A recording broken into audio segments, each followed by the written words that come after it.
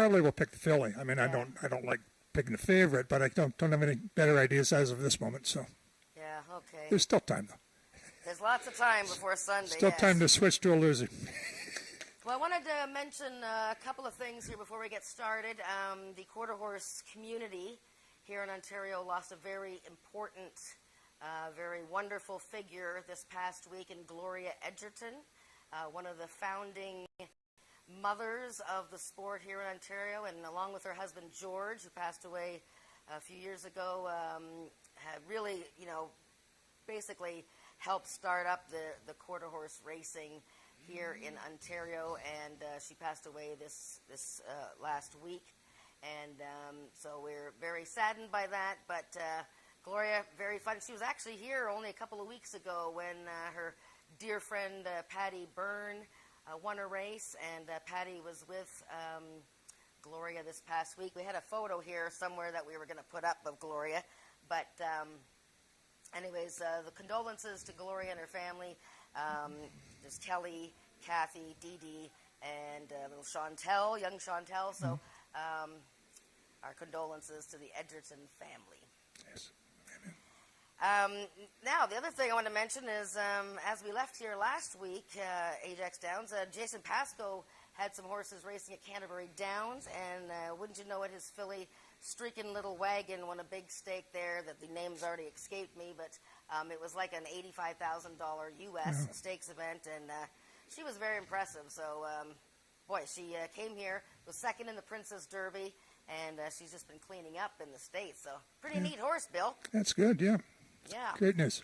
Well, let's get down to picking some winners today, because I know we have the Ajax Board of Trade. They have a group here today, and they're going to want some winners. So hopefully you're going to give them some, because I don't know what I'm doing. No. Let's start off with race 1 today, sports fans. It's a 300-yard maiden race, and this is for maiden 2-year-olds. And all of these horses have raced, except for the one horse down Sullivan Street. There are no scratches and no changes. Bill, I ended up going with the 5 Majestic Hero. Actually, I'm going to show a replay of her race. So how about we cue that up first, and you can take a look at Majestic Hero's last race. Majestic Hero is the 5, but in this race coming up, she is the 6, and the orange silks there towards the outside. And we'll show it again, but she got involved in quite a bit of leaning and bumping. She actually tried to break through the gate before the race started. If you watch closely here, watch the horse in the 6th stall. Hopefully we can run it again. Okay, there we are. Sorry, she's coming out of the 7 post. And she's leaning in. She's bumping, trading bumps with that horse on their inside. The winner of this race is extremely impressive. This is a Pascoe horse. But I thought Majestic Hunter ran pretty good in this race to finish 4th. Just missed by a nose, getting 3rd. I think it could be the day. Third time out. What do you think, Bill? I like the horse, but I like the 3-horse better. Going for the leading jockey trainer and leading jockey trainer combo at the meeting. She finished 2nd in this class already, and then came back with tougher company last time. Finished a fairly respectable 5th, I thought, beating 3 lengths, and I like her to win her maiden this return to the maiden ranks. Well, that's the first crop of Maryland Magic, the stallion, and he's already had a couple of winners. And yeah, Magic Diamond certainly figures. I've got her in my top 3 picks. There she is. And, that race last time, she did kind of throw her head a bit and didn't really have a smooth journey. I mean, it was a tough race, as you say. It was a stakes race. But, yeah, I think she definitely qualifies here. Should mention that the 2-horse marks the return of jockey Carly Furlonger. And Carly, of course, was a regular rider here, rode Horse of the Year Feisty Icon. This is her first year back at the track in 4 years, Bill. Wow. She was kind of busy, though. She was having a baby and raising a son. And so she's back at the races. She's back in the saddle again, Bill. All right. Well, good luck. There we go. Carly. So, race 2, start of a pick 3. Now this is where the races get really tough to handicap here. Let's start looking for some prices, maybe. How about that? Okay, this race here is for up with an average speed index from the last 3 races of 75 and under. So in this race, we actually have some winners competing against horses that haven't won a race. There's actually 5, I think there's like 5 maidens in this race, Bill. We do have a scratch of the 5 horse. Pegasus 2 under par is scratched. There we go. So we have a field of 8. And Bill, I'll let you start off this. I mean, I thought this race was a bit tricky. Who did you go with? Well, I generally, you mentioned one of the first things I look at, they're, the maidens. I tend to avoid maidens when they're running against winners. But in a speed index race like this, it's basically just about how fast they can go, right? Right. And I think the 2 horse has got a bit more potential in that department. AjaxDowns Dynasty. Ooh. Now ran in that last race against, you mentioned Streaking Little Wagon, runner up there. Now never got involved in the race at all, really, but in the trial for the race before that, she ran well, and I like her coming back in this easier spot.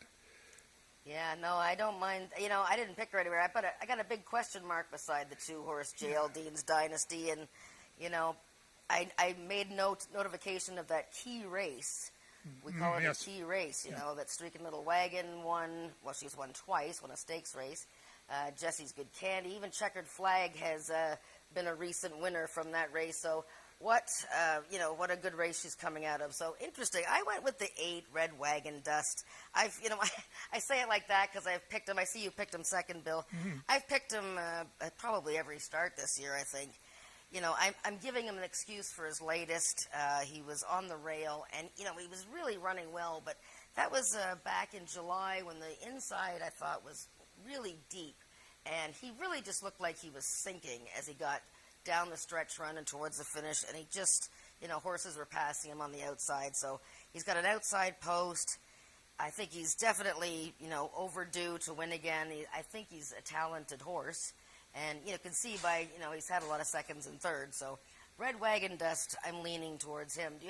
Who do you think, you like him as well? You like the 1 too, eh?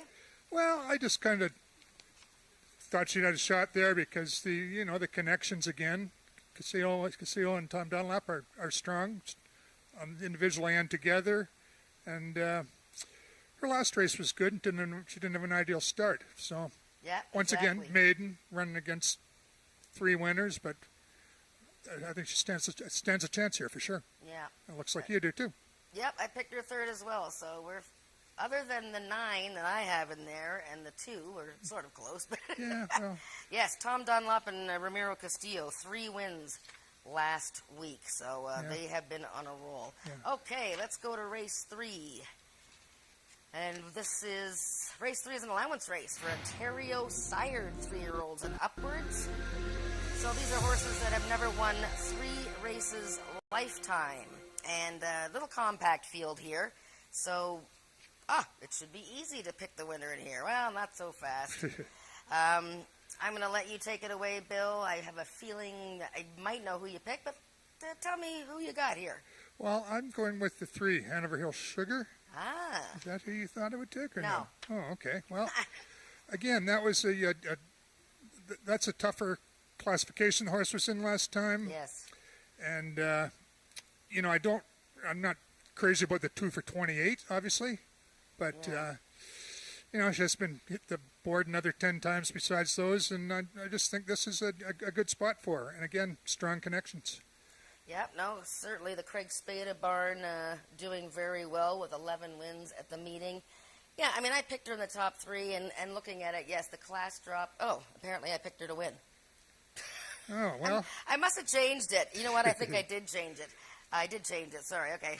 Because I had down in Carolina, but I think I swapped them. So, yeah, the class drop is significant for Hanover Hill Sugar, and she had a good little record last year, eh? 1 win, 3 seconds, and 1 third. So, really in tough last time, and the fact that she's coming back in a week says a lot to me, right?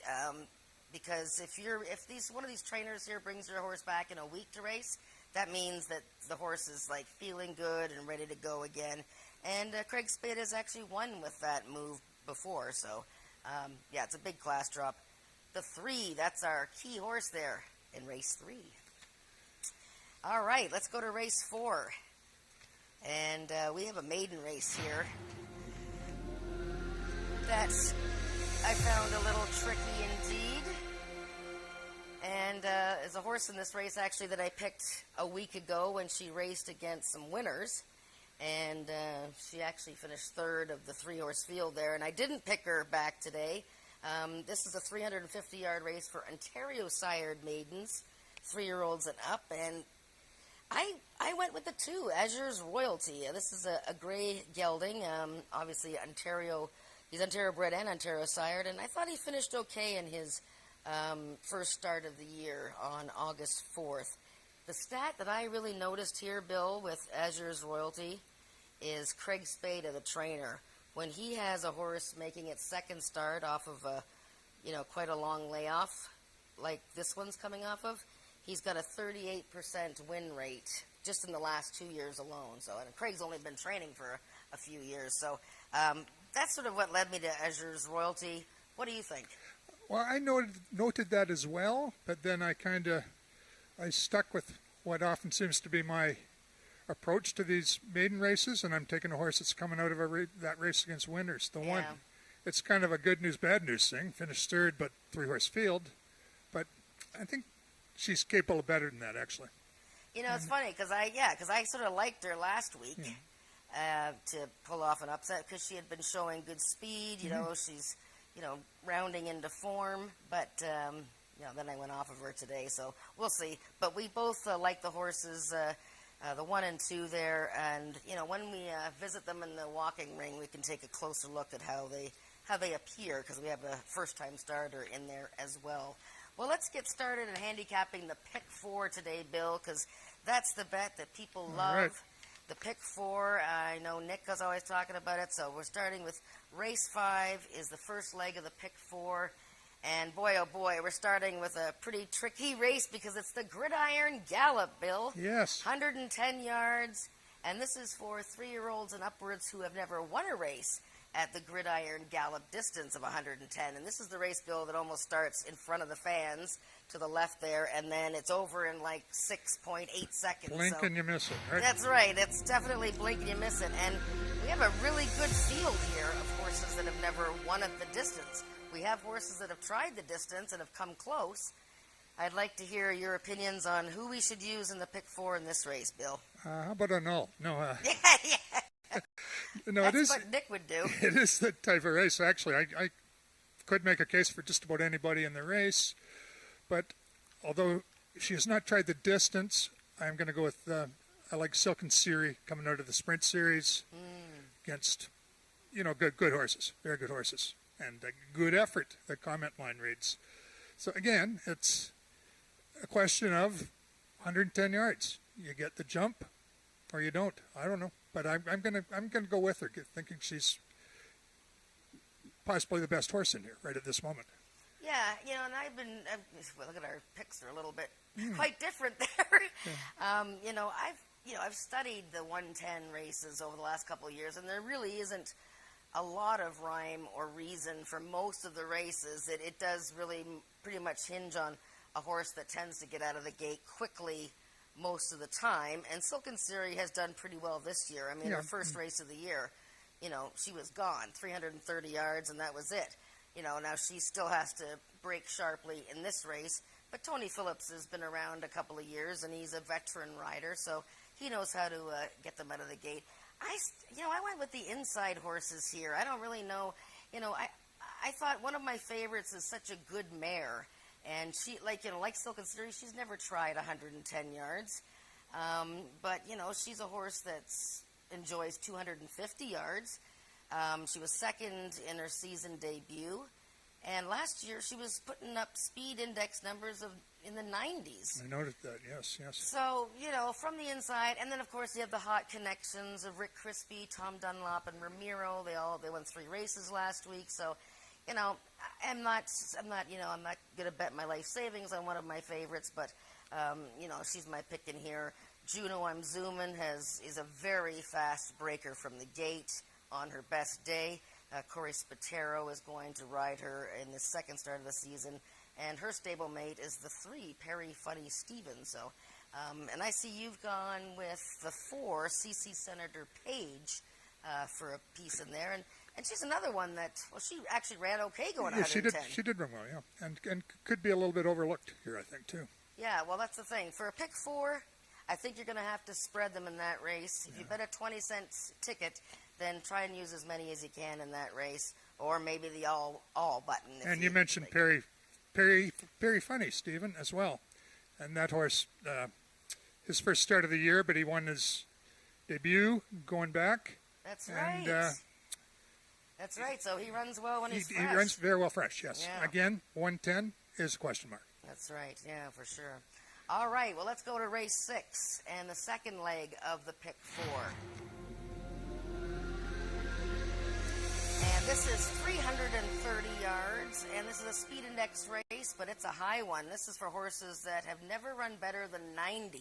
So you can have horses in here that have run 90, and they'd be eligible for the race. And I picked one of those horses.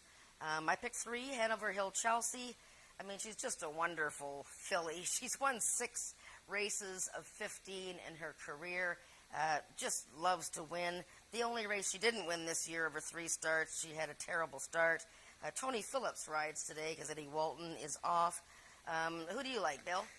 Also 2 for 2 at the distance. I mean, there you go. And when you look at couldn't be a better fit for the speed index, having run a 90 last time out. And having said all that, she beat Senior Blue Hawk by neck last time. And I'm going to go with Senior Blue Hawk today. You're going to go turn the tables. Turn the tables. Yeah. Well, look at him. He's won 2 of 4 starts this year. He's in excellent form. Yeah. Yeah. But I mean, I think those two are just probably about as closely matched as they raced together last time, and I think they've got to be 1-2. I don't know. I think I would agree. Although the one, I don't know. I give the one a bit of an outside chance, but I think a 3-4, 4-3 is. Well, I guess for playing the pick 4, if you're going to use a bunch of horses in race 5, the first leg, if you could narrow this race down to 1 or 2 horses. I would go down with the 2. Yeah. Yeah. I mean, then hey, it doesn't work out. There. It doesn't work out. Well, I mean, they don't have many to choose from the 7th race, so let's check out the 7th race because we're going to get close to the stakes event here, and I want to show a replay. Yeah. The 7th race, the 3rd leg of the pick 4, is an allowance race. It's an open allowance race. We have 2 really good horses in here. Unfortunately, we also have 2 scratches. The 3 Chalk Cliffs is scratched, and the 6 Caraway's Jet Moon is scratched. So we have a field of 4, unfortunately, for this allowance. But I still think it's kind of a fascinating race because you've got a horse that set a world record 2 years ago, Carneros, number 1, and you've got this little tiny mare who's absolutely, amazing, just a sweet surprise, and I think they're going to throw it down here, or are they? Who did you pick, Bill? I went with Carneros. And once again, he was just a sweet surprise. Outfooted him last time, but I'm going with the turnaround deal again. Now, the 300 arguably is not his best distance. He's 1 for 12 at the distance, but he's a good horse that fits very well here. And the mare is just a sweet surprise. Is going to be tough to beat, no question.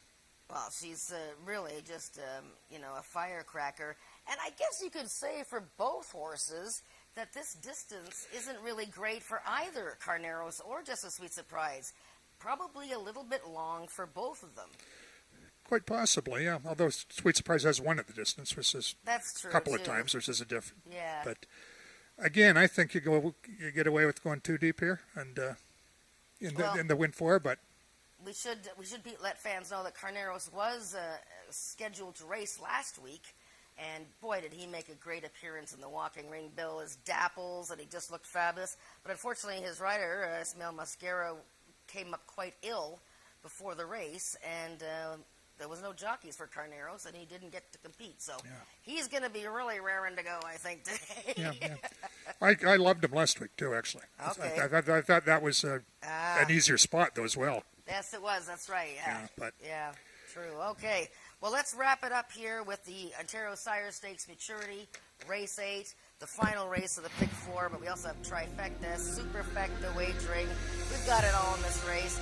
This is the stakes race of the day, and it's worth $42,120, 330 yards. And this race, we are celebrating horses who are by stallions that are standing or have stood, or, they have been standing or stood before they passed away in Ontario. And we got the winner of the Peak of Maturity in here, Bill, Firing Red Jess, who won at 21-1 on July 7th and had to be Ivory, for heaven's sakes, who would probably win this race. We do have a scratch, by the way. The 5, Rowdy and Bodacious, is scratched. That's George Coleman's horse, but Mr. Coleman owns Firing Red Jess, who won't be 21-1 in this race. Let me just show a replay first before we get into the nuts and bolts of this race. I'm going to show a horse that might be on, he's on the radar here. Well, there we go. We got a little square. Number 2, Trey on Fire. Okay, now this horse got really knocked around, smashed around. This is a horse that was 4th in the Interbred Maturity last year. A horse, to me, that was improving. He was a 4-year-old, and he was starting to look like he was really going to fit in with the handicap ranks. But this is his first race of the season. And, yeah, I know. I noticed that the video when I was watching it last night seems to stutter there. But take it from me. He broke a bit slow, and then he was crowded on both sides. And pretty much that was the end of his day. The winner of that race, a horse that's not eligible for this event, is a very good horse, America's Rocket Man. Mm-hmm. I am looking at Trey on Fire to move forward in a big way today in this race. Ismail Mascara rides, and he won on him last fall. Rachel Isaacs is away. So I think Trey on Fire is a horse that you have to consider, even though I know that these are the tough nuts in here. The horse on the inside, Firing Red Jess, and of course on the outside, Jess Carolina's Award. Oh, we both ended up picking him, Bill. Now, why did you pick him to come right back? Well, I mean, it wasn't like he came absolutely out of nowhere to win the race. His opener this year was pretty good, beating a length in Spy by the Senate. Right. And again, I mean, while I've written out, can he repeat? Well, yes. Big question. I mean, you want to give me 20-1? I'll bet with you right now. Well, I don't think he's going to be 20-1, but, the one thing about him, too, is that Josh Scott never even touched him with the whip in that win. That was just like, he just hand-rode him all the way, and, he figured he had to be Ivory measured. Now, remember, had to be Ivory, who was second in that race and is not eligible for this event, came back last week and set a track record, so that is a huge frame of reference for Firing Red Jess. But what about Jess Carolina's Award, Bill? What about the outside horse? He's on a 4-race winning streak. There's absolutely nothing the matter with that horse either, Jen. I mean, okay. He moving up? Yes. Yeah, he is moving up. There's no question. He did win a stake last year, but he's won. I mean, I'm sorry. First, last race he won pretty handily, actually. I think. Yeah, even though it was only a half length, it was a handy win, and major threat, major. And you picked Night Fishing for second. Again, yeah, he's coming out of that sprint series with Just a Sweet Surprise and Carneros, and I think that he fits nicely here too. I believe, yes. It's a pretty wide open race, but the horse that won the big Peak of Maturity, which was an open race and not restricted to horses foaled or sired in Ontario, is going to be one of the favorites for sure. It'll be interesting to see how the track plays today, if there's any kind of inside, outside favoring horses. But yeah, I think the inside and the outside horse there. It's a race that needs to be scrutinized before you play your pick 4, I think. What do you think? What's your take on Feisty Icon? Yeah, well, I'm not too sure, and I'm going to, I've left him alone in the top 3. For people who don't know Feisty Icon, he's been a Horse of the Year 2 times, last year and then several years ago. He's been really sort of below his best form this season, and, I couldn't really find an excuse in the Peak of Maturity. These are more of his people, this Ontario sired race. But then again, he's running against Firing Red Jess again. So we'll see how he does. I'm expecting him to run hard, as he always does, but I haven't picked him in the top 3. Yeah. I mean, I out of respect, I placed him third, picked him third. But again, the question is the form. He's 9 years old, another year's gone by. Can he, if you lose a step in this game, it's a lot more than a step kind of thing. It's a big deal. That's right. No, because the races are so short. That's for sure. But I do wish them all the best.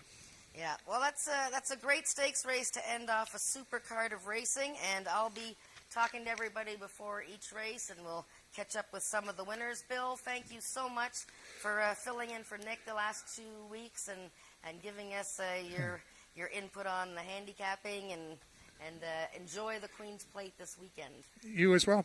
All right. Thank you. We're going to send it upstairs to Frankie Smooth. Frank Ferrari has the changes. Okay. Good, thanks. Ladies and gentlemen, good afternoon to all the people in attendance today, and welcome all the people streaming in from across the globe on this afternoon's live card of quarter horse racing. On today's card, we have 8 races for you, and the on-track feature goes in race number 8. That's the Ontario Sires Stakes Maturity for 4-year-olds and upward, with $40,000 added, running for a total purse of $42,120. Approximate post time for race 8 is at 4:39 p.m. I will now take you through all of the changes and or corrections on this afternoon's live card of racing, starting in race number 1. The first race, we have the following overweights. Number 2, Oh My God, 4 pounds over. Number 4, VF Exact Return, 2 pounds over. And number 6, No Collusion PV, 1 pound over. Also note, racing with the flipping halter on will be both number 3, Magic Diamond, and number 4, VF Exact Return. Race 1 offering win, place, show, exactor, triactor, and superfecta wagering, and it is the first half of today's daily double. The second race is being presented by the Ajax Pickering Board of Trade. Thank you for your sponsorship on quarter horse racing. In race 2, we have the following overweights. Number 1, Kiss My Crystals, 1 pound over. Both number 2, JLS Dean's Dynasty, and number 3, Piper's Return, 2 pounds over.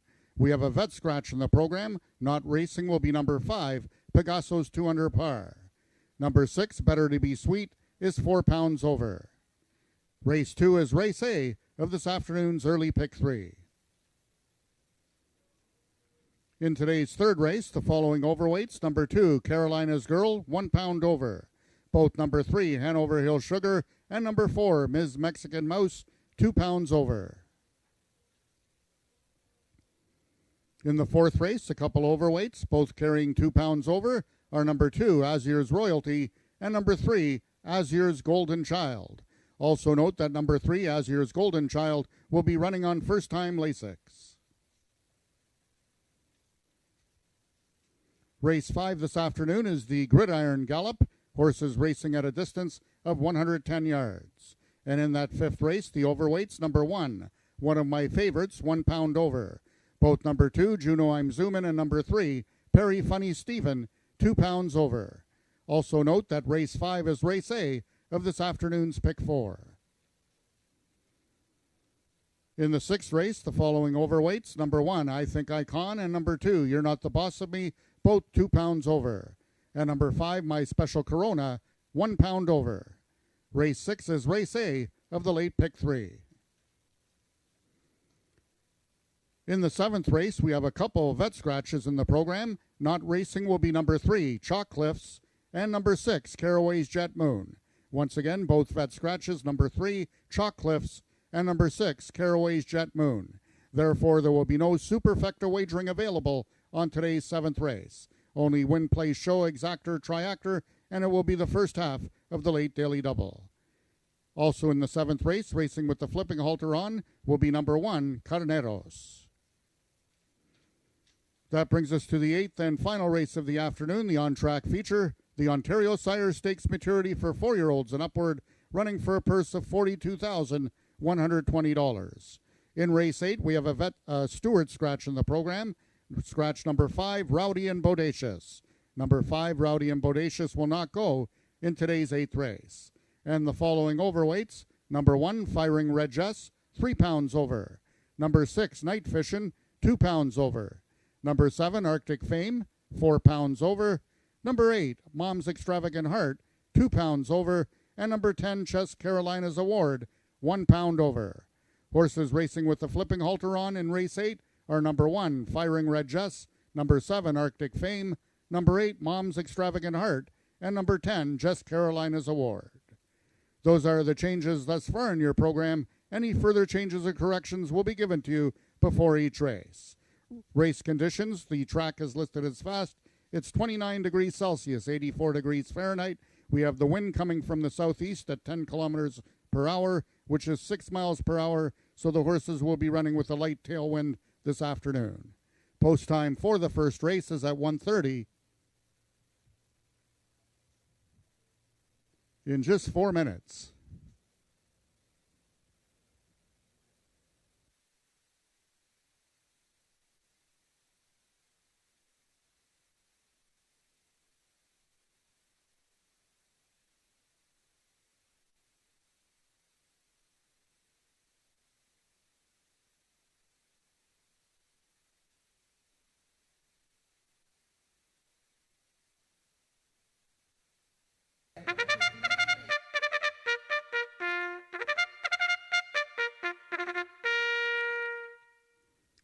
The horses are now entering the track for today's first race. It's for maiden 2-year-olds running for a purse of $10,000. Acting up, that's number 1, Down Sullivan Street.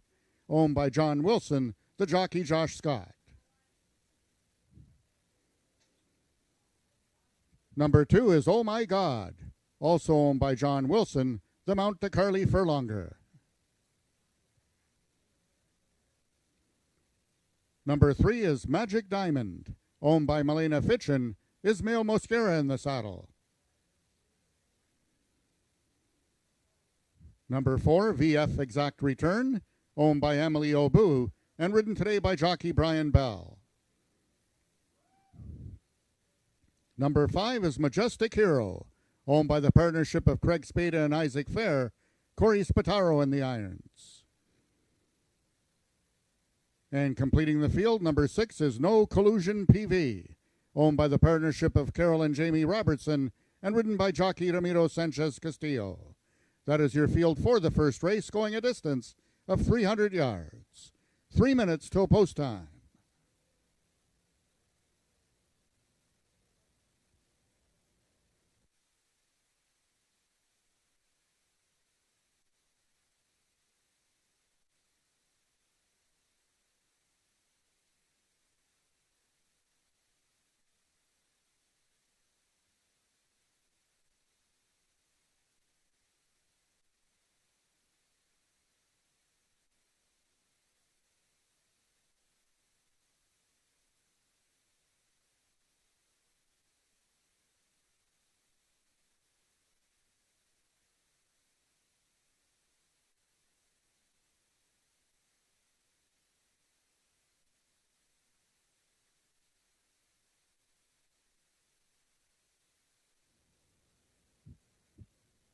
Ladies and gentlemen, we just want to make you aware that the number 3 horse was not in the post parade as he is getting equipment adjustment in the paddock. That's Magic Diamond. He will be racing. He is just held up in the paddock with equipment adjustment.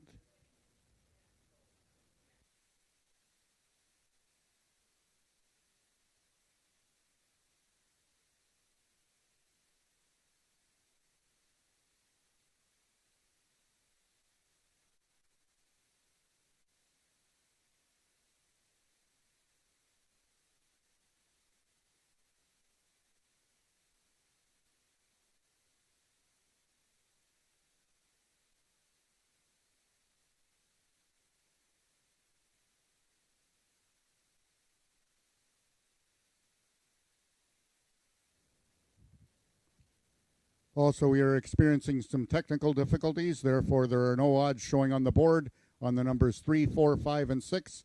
However, they are racing in this first race, and wagers will be available on numbers 3, 4, 5, and 6.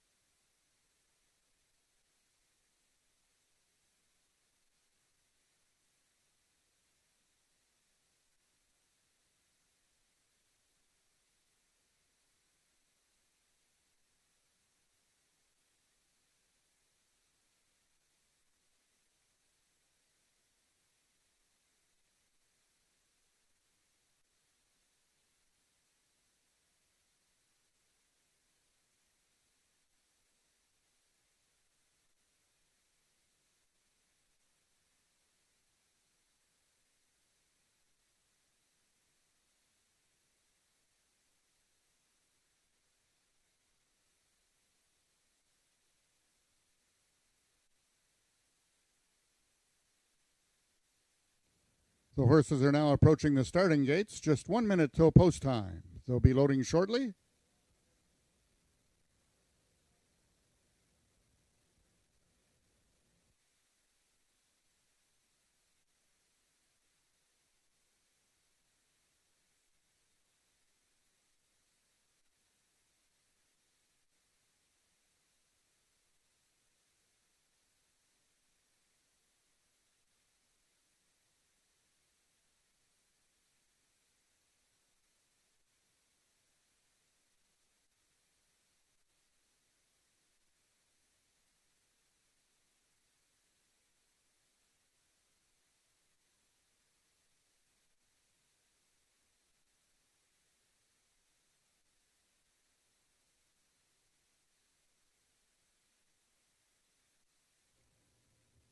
All the 2-year-olds have now reached the starting point. It's post time.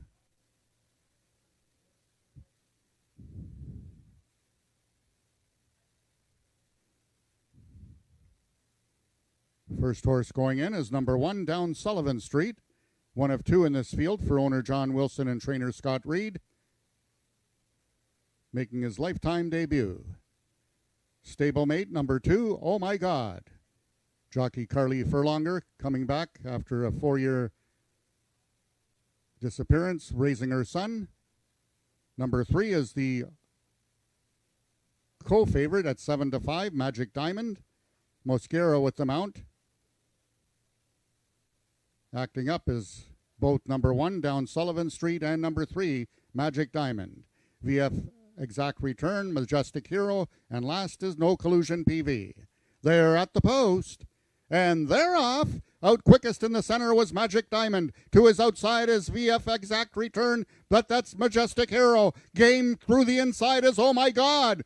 Oh My God is trying to get Carly in this one home. Oh My God is going to hold on in a win photo with No Collusion PV on the extreme outside. Photo to win between 2 and 6.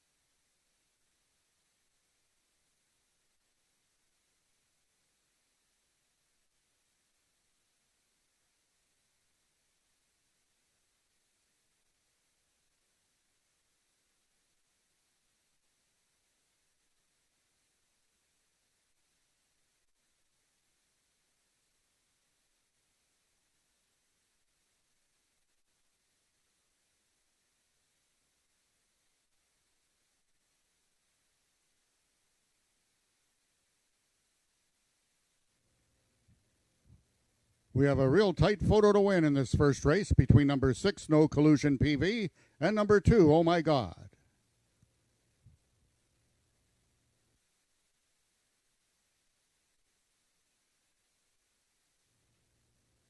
And in the win photograph, it was number 6, No Collusion PV, by a whisker over number 2, Oh My God.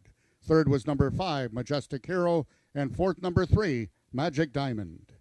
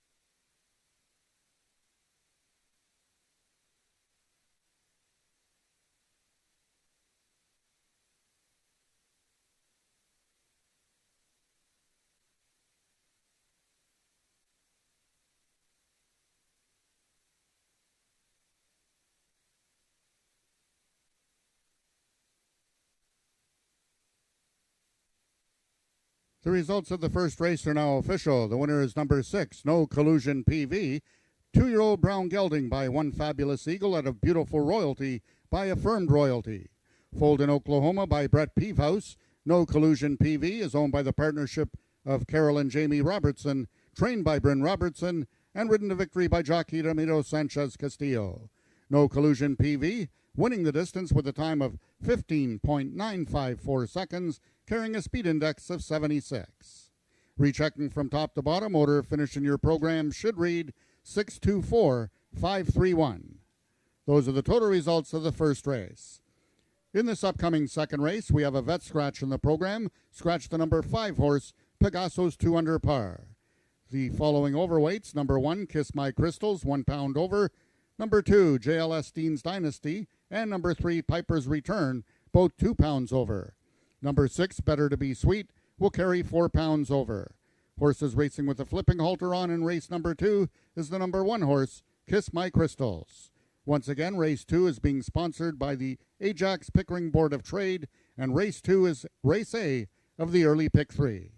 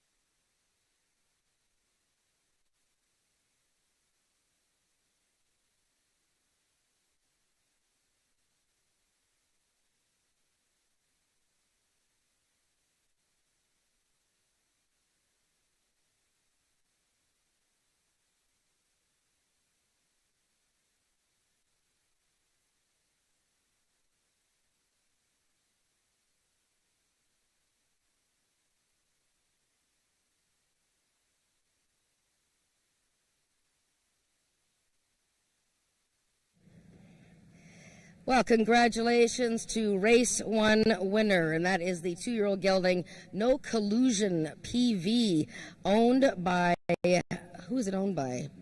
Carol and Jamie Robertson of Hillsburg, trained by Bryn Robertson and ridden by Ramiro Castillo, who continues his role. He's been red hot the last few weeks. Ramiro, you rode this 2-year-old first time out in July, and the horse finished 4th, but actually was declared a non-starter because of something at the gate. How did things, they must have been better today.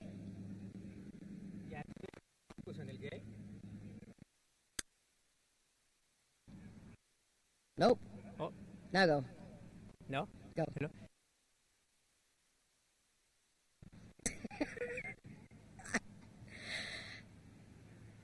I think you can talk. Go.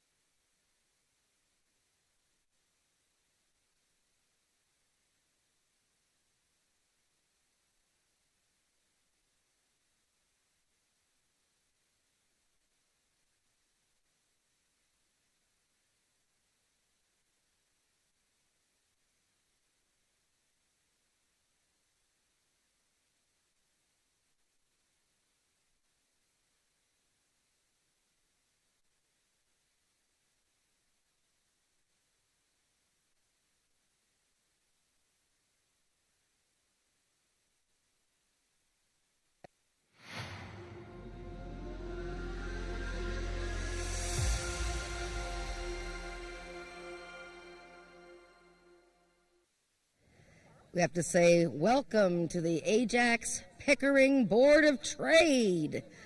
They are here today, and five lucky winners of whatever they did over there are going to be joining the winner of this second race in the winner's circle. So that'll be fun. And this race is a really tricky one to actually pick because I had a hard time with this race. Now we do have one scratch. The 5 Pegasus 2 under par is not racing. So this second race is at 350 yards, and it is for 3-year-olds and upwards with an average speed index of 75 and under, which means that the last 3 races that the horse ran, the average has to be 75 or under. And I know the Ajax Board of Trade is making good use of Mel over there, who is going around and helping people show them how to bet. But let's take a look at some of the horses here. And the one that I picked, which I can't remember who it is, but is the 8 horse, Red Wagon Dust. So we'll take a look at Red Wagon Dust, and he's a fellow that, I think probably should have won another race by now, but he doesn't run a bad race ever, this horse. He's just a really cool guy.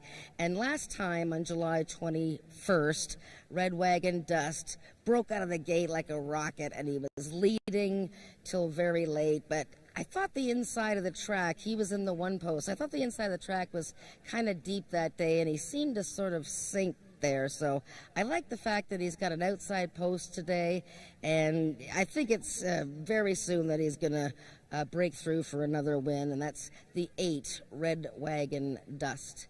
We'll look at Bill's pick. Now, who did Bill pick here? I think he went with, can't really remember, but we both picked, he picked the 2 horse, J.L. Dean's Dynasty. Now, in this race, there's quite a few horses that have actually never won races before, and that's not really unusual at this lower class of race. So J.L. Dean's Dynasty is actually coming out of races much tougher than this. She was in the Princess Derby last time, and while she wasn't a factor, the horses in front of her were so good. In fact, the horse that was second went down to the United States, Canterbury Downs in Minnesota last week, and won a big stakes race. So J.L. Dean's Dynasty making a sizable class drop today.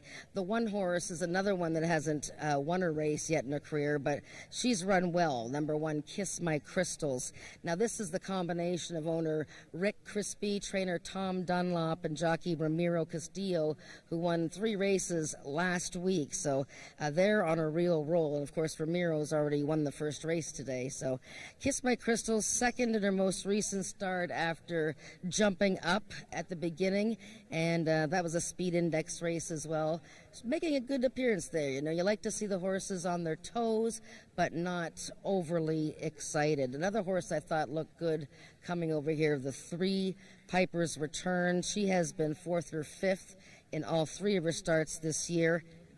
I like the fact that she's getting a little bit more distance today, from 330 to 350 yards. That actually makes quite a big difference in quarter horse racing, and I think she'll appreciate the stretch out. And maybe the bottom horse too, Jazz Steppen, is worth a look. Ismail Mascara, our leading rider, battling for leading rider, is aboard this Carol McIntyre mare, who really closed ground super sharp last time, July 21st at this level. And the 3rd race off the layoff, the 3rd race of the year for a horse, I often find can be a peak effort for a horse. And there she is on the screen there, number 9, Jazz Steppen. So good luck with your wagers in race 2. We have a pick 3 starting in this race. If you pick the winners of races 2, 3, and 4, you get a nice payoff. We also have trifecta, superfecta wagering. Go and make your pick. Take a look at the horses as they come onto the track, and good luck. We'll catch up with the winners right after this race.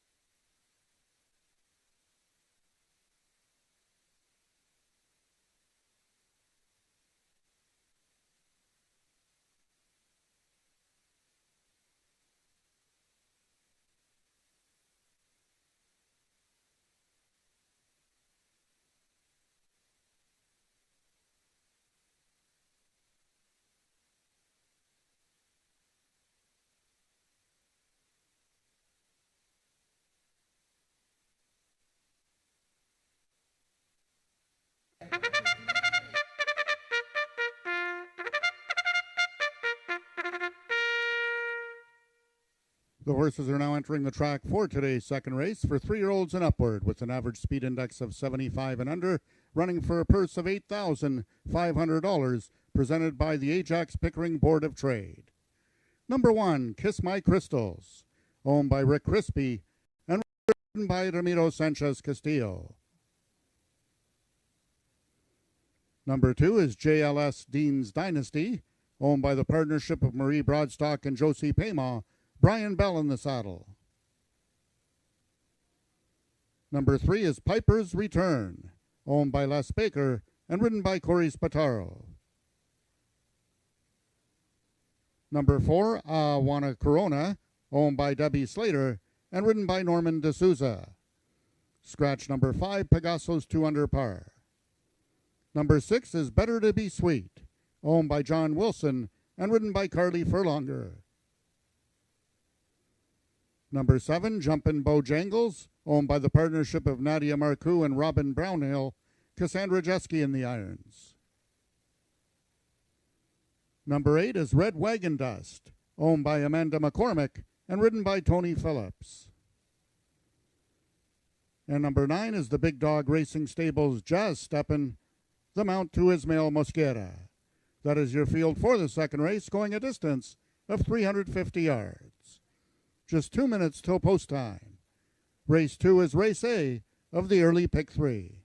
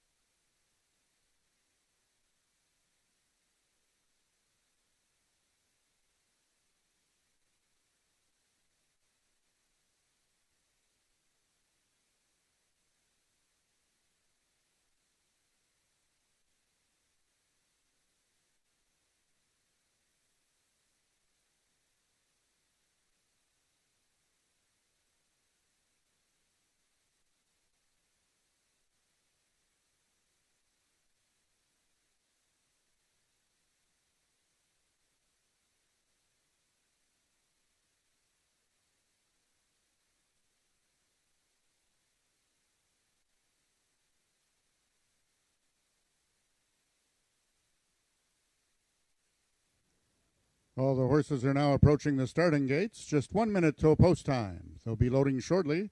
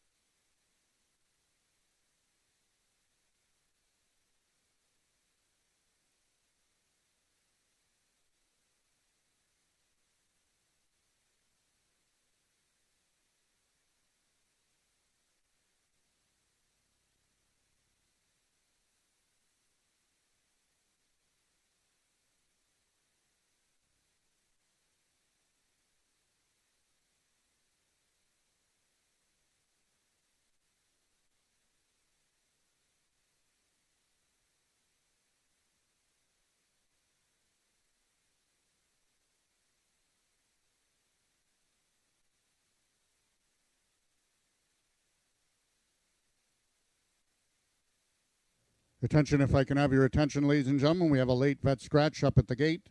The number 9 horse, Jazz Steppin'.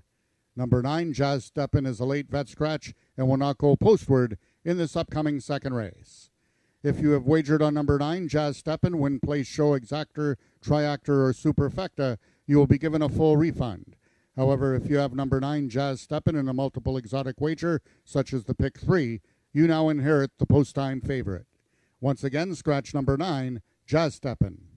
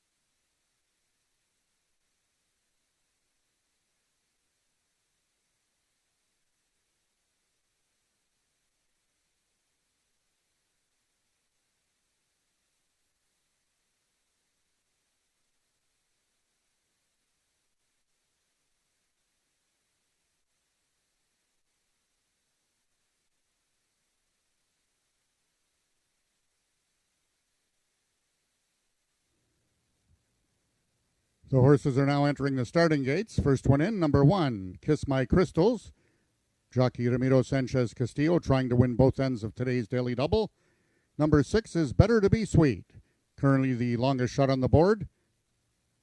Number 7, Jumpin' Bojangles is in, as is number 2, JLS Dean's Dynasty. Number 3, Piper's Return goes in. Number 8, Red Wagon Dust, and the last one in will be number 4, Wanna Corona. They're at the post.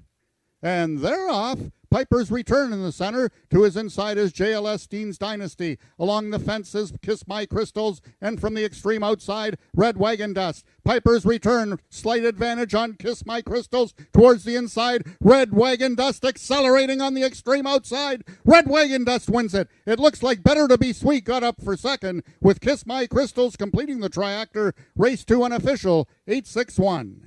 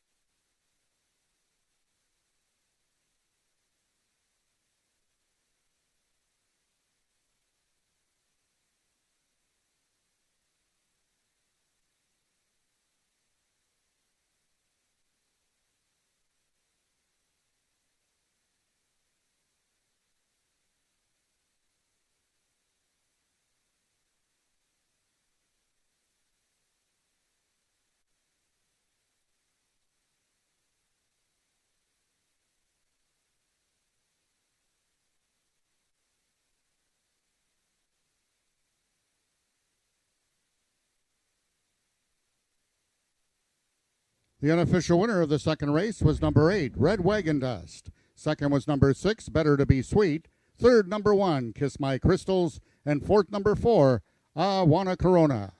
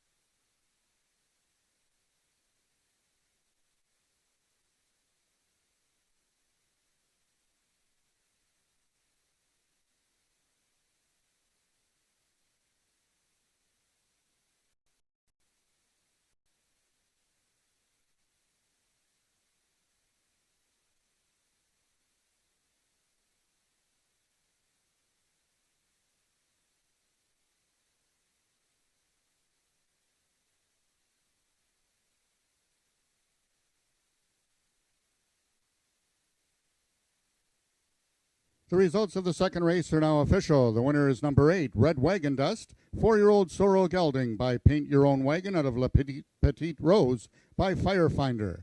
Foaled in Ontario by Gary and Marlene McNichol, Red Wagon Dust is owned and trained by Amanda McCormick. Congratulations on her first win of the 2021 meet, and ridden to victory by jockey Tony Phillips. Red Wagon Dust winning the distance with a time of 18.195 seconds, carrying a speed index of 83. Rechecking from top to bottom, order of finish in your program should read 356, 4 vet scratch, 2-7, 1 late vet scratch at the gate. Those are the total results of the second race. In this upcoming third race, just the following overweights. Number 2, Carolina's Girl, 1 pound over, and both number 3, Hanover Hill Sugar, and number 4, Ms. Mexican Mouse, 2 pounds over.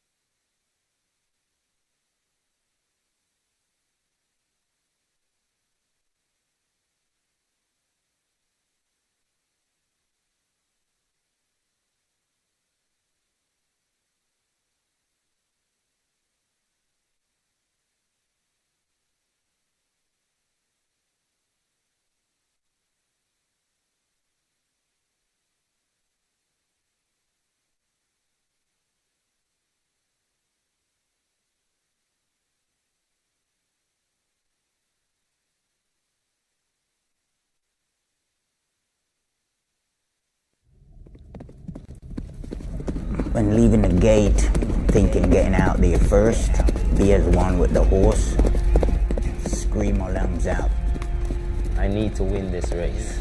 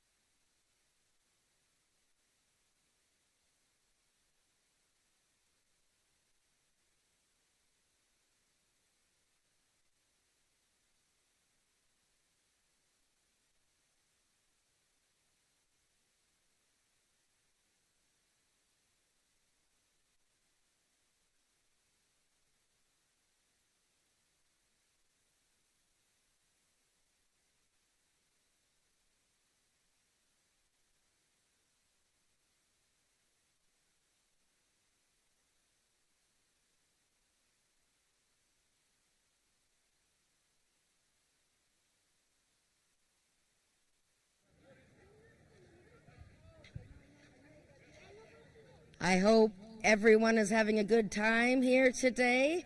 Don't forget, if you buy a program, you can get a free t-shirt. Did I say t-shirt? Today's color is blue. It's from the Ontario Sires Stakes. And of course, we're celebrating horses by Ontario Stallions in the big race today, race 8, the Ontario Sires Stakes Maturity. Check in with Mel in Bettor's Corner. I can see her over there beside the program booth. She'll tell you everything you need to know about placing a bet. And there's different bets, not just win, place, and show. You can make a little bit of money that way, but you make money in the other bets. So check in with Mel, buy your program, and get ready to bet the third race. We're going to start handicapping.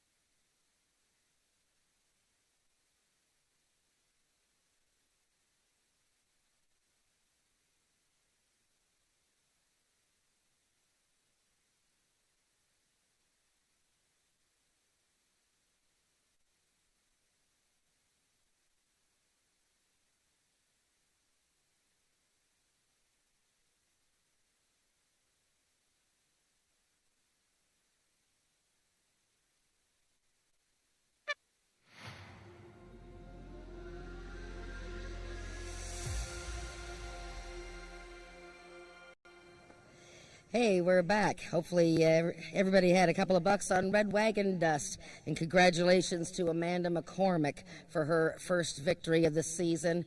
And Tony Phillips was all ready for a rap song for us, but hopefully he'll win another race and we can do some singing with TP. So we have race 3 coming up here, and it's an allowance race. This is a shorter event. This is 250 yards, and these are for Ontario-sired 3-year-olds and older who have never won 3 races in their career. And right now the tote board is all excited about the Lionel Richie horse. All night long. Okay, well, all night long, he's making his first start of the year. So him and his stablemate in here, Ms. Mexican Mouse, they're both making their first start of the year. So we'll have to take a little look and see how they're doing, because they've been playing in the field since October. All night long, he had a good season last year. 1 win, 3 seconds, and 3/3 in his 8 races, and ended up going out into 2020 with a victory, and he beat Carolina's Girl that day. So there he is right there. He's a big gray horse. You'll see that Norman Lloyd D'Souza will be riding, and that is because Ramiro Castillo rides first call for the Tom Dunlop barn, so he'll be riding Carolina's Girl. So all night long making his first start of the season, and right now he's the early favorite. I ended up picking number 3, and so did Bill Talon, Hanover Hill Sugar. And the reason we picked her, and you could see by her running lines that she finished 7th in her last start. That was her 3rd start of the year.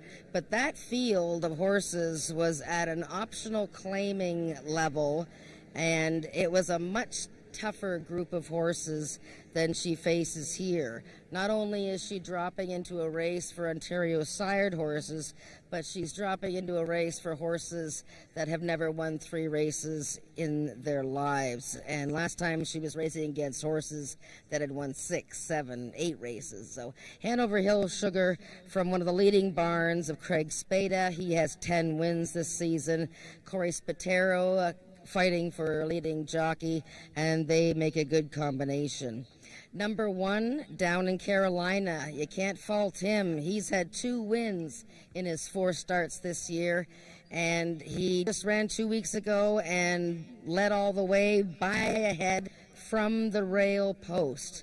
So he obviously doesn't mind racing from the rail post. The shorter distance should be okay because he won at it earlier this year, 250 yards.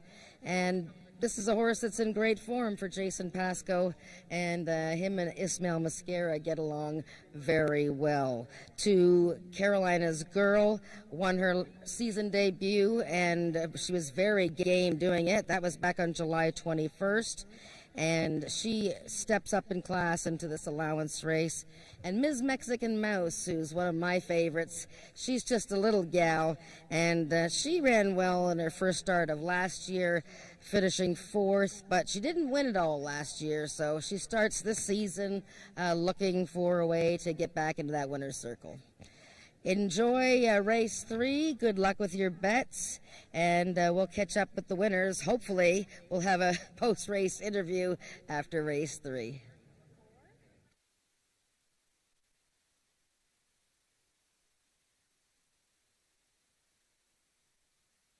If I can have your attention, ladies and gentlemen, we have a late vet stretch, but it's not till the 4th race. Turn to your programs to race number 4, the next race. Scratch the number 5 horse, A Rare Award. Number 5, A Rare Award, is a late vet scratch in race 4.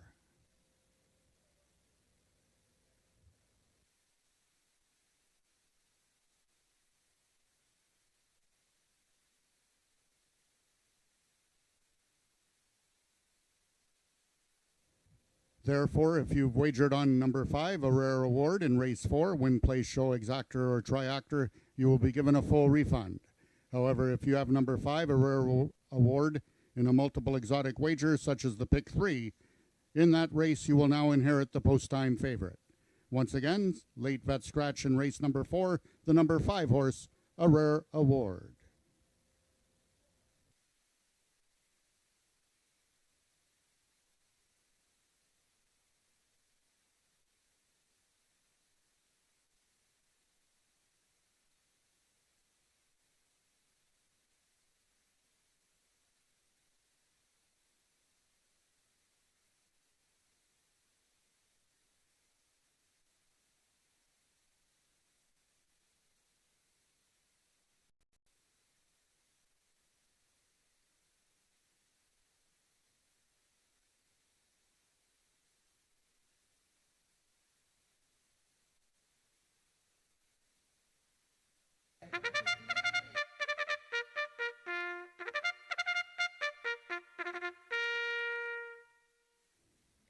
The horses are now entering the track for today's 3rd race. It's an allowance for Ontario sired 3-year-olds and upward. Non-winners of 3 races lifetime, running for a purse of $13,500. Number 1, Down in Carolina, owned by Emily Obu and ridden by Ismail Mosquera. Number 2 is Carolina's Girl, owned by Rick Crispy, Ramiro Sanchez Castillo aboard. Number 3, Hanover Hill Sugar, owned by the partnership of Craig Spada and Matt Storms. Corey Spataro in the saddle. Number 4 is Ms. Mexican Mouse, owned by Marie Broadstock and ridden today by jockey Brian Bell. And number 5 is All Night Long, also owned by Marie Broadstock and ridden today by jockey Norman D'Souza. That is your field for the third race, going a distance of 250 yards. Just 2 minutes till post time.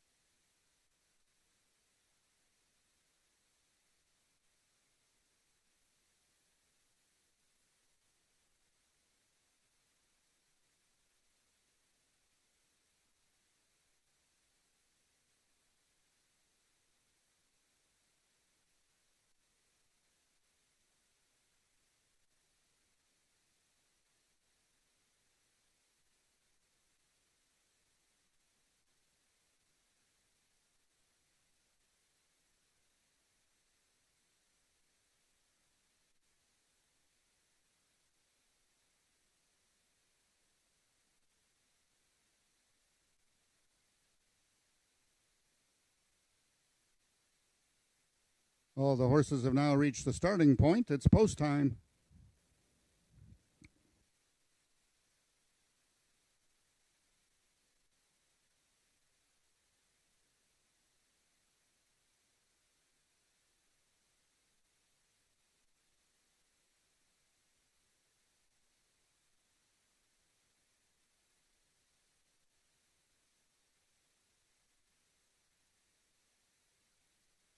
Horn Gates, first one in is number 1, Down in Carolina.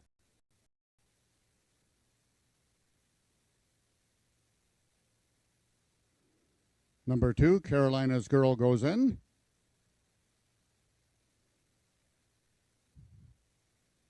Number 3 is Hanover Hill Sugar, currently the 6-5 choice on the board. The last 2 to load, both stablemates from trainer Bob Broadstock. Number 4 is Ms. Mexican Mouse. And then number 5, All Night Long, both making their 2021 seasonal debut.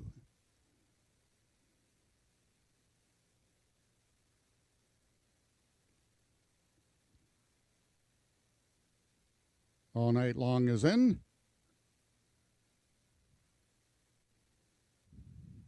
They're at the post, and they're off. Hanover Hill Sugar broke best in the center. Away second on the inside is Down in Carolina. Third is Mexican Mouse, and then it's back to Carolina's Girl in All Night Long. In the center, Hanover Hill Sugar. It's going to be a three-way photo to win between Ms. Mexican Mouse, Hanover Hill Sugar, and Down in Carolina.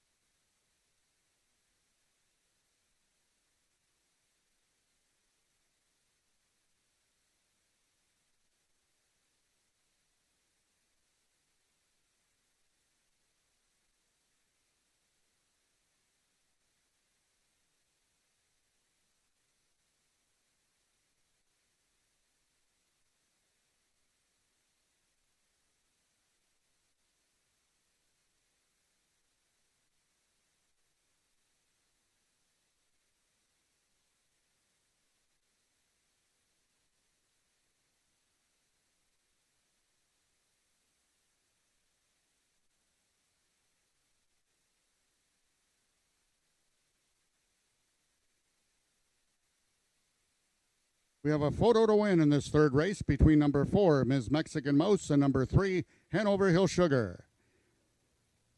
And in the photograph, it is number 4, Ms. Mexican Mouse, the longest shot on the board, with the victory over number 3, Hanover Hill Sugar. Third was number 1, Down in Carolina, and fourth, number 5, All Night Long.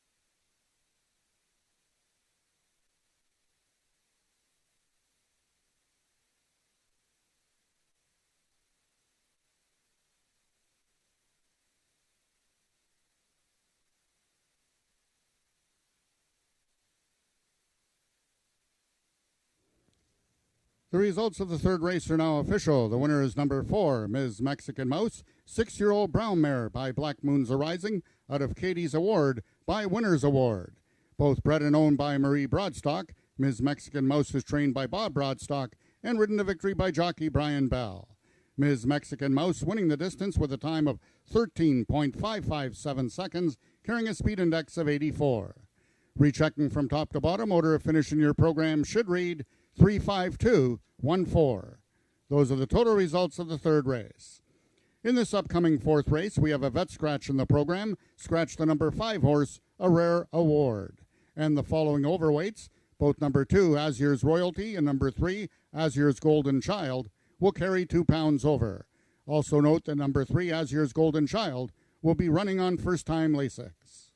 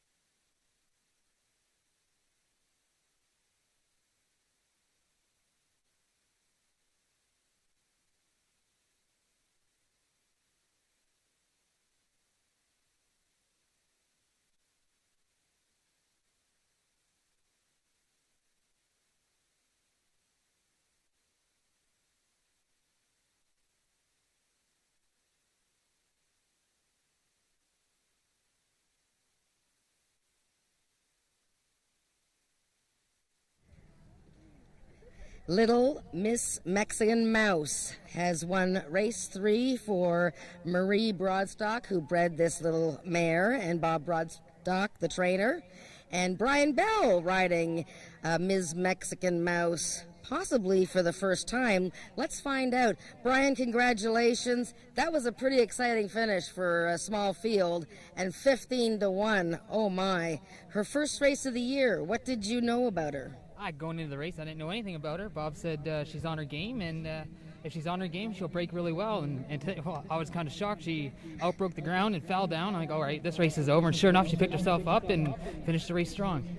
Oh, I must have missed that. So you're saying that she came out of the gate and, like, stumbled? Yeah, stumbled pretty good on the front end. Oh, my goodness. Now, did you think you had won the race? No, I saw Corey coming up, and I was just trying to keep on driving her, and I just hope to God I got there. Wow. Well, we have a big crowd today, Brian. Do you think the horses are noticing the people since they didn't see any last year? I think they're slowly coming around. The first couple of race days there was a slight amount of people. It's coming along really well. It's nice. They're getting to used see. to it. Nice to see, isn't it? It is very nice to see. And we got lots of kids over here taking a look at your wife's ponies here, and yeah, lots of madness. Oh, there it is. Congratulations, Brian. Thank you. Well done winning race 3 with Ms. Mexican Mouse, and maybe Nicole can check out all the gang over here looking at all the ponies. They're ex-race horses, and they're very well mannered, but they do want mints. Okay, we got race 4 coming up in 18 minutes.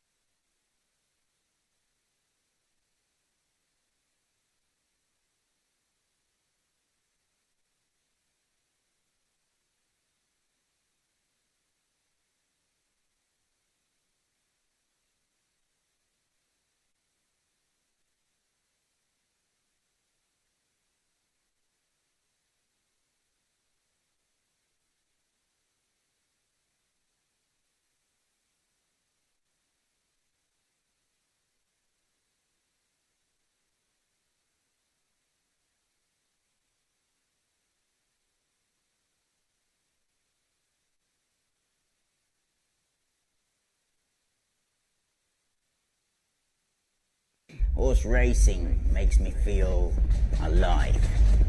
Horse racing, very thrilling.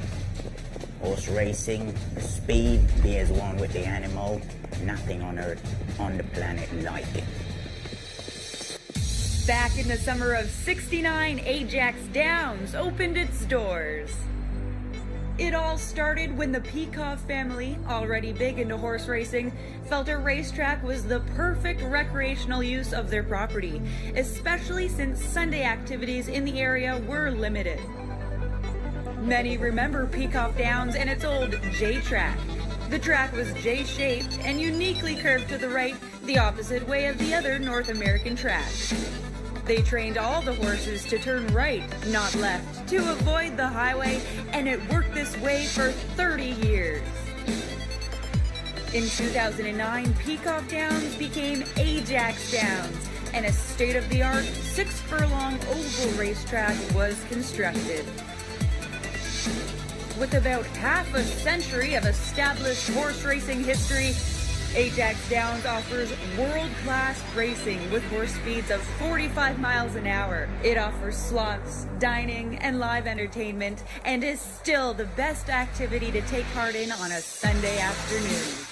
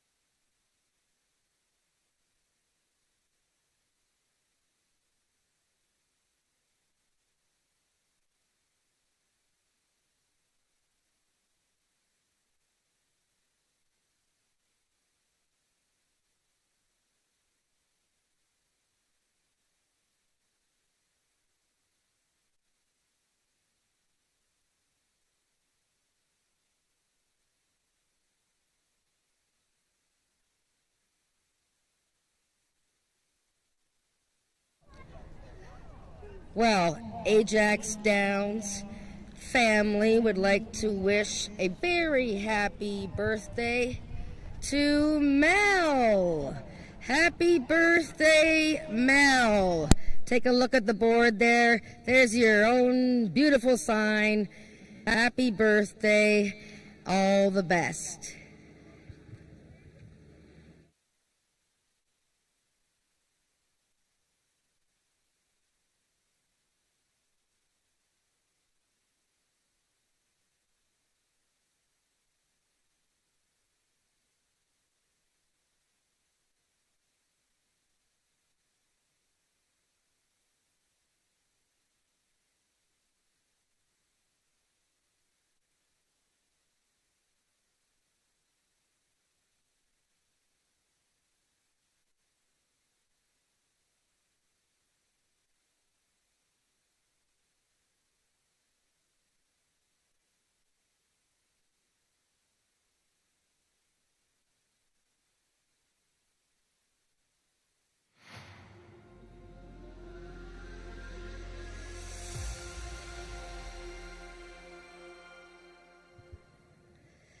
Welcome back. Race 4 coming up at Ajax Downs. And it was a nice visit that the ponies did here with the kids and everybody in attendance. So thank you very much to all the ponies and Katie Brown, Ashley Willick. I really appreciate what you did there. We have a little field here for race 4 as we get close to the pick 4, which is coming up in race 5. We have had a late scratch, unfortunately, just recently, actually, number 5, a rare award. We'll start with number one, Hanover Hill Justine, who seems to be taking all the betting support. And why not? She's the most experienced horse in the field. Again, this race is for horses who have never won a race. It's a maiden race, and they're all by stallions who stand in Ontario. And Hanover Hill Justine was racing against a couple of horses last time who had won races. So she's actually meeting easier because now she's in with her own kind. And she's had 7 career races for the Peacock Cattle Company and 2 third-place finishes, including that most recent start.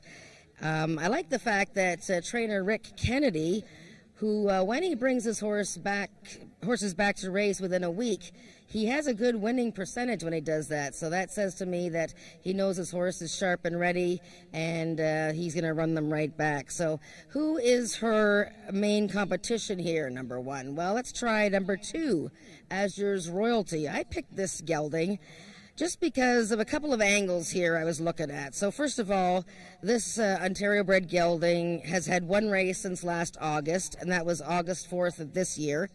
And he kind of hesitated at the start a bit. When the gates opened, he sort of stood there for a second, and I just chalked that up to the fact that he hasn't raced in a year. And then he came on to finish 3rd in a pretty good effort.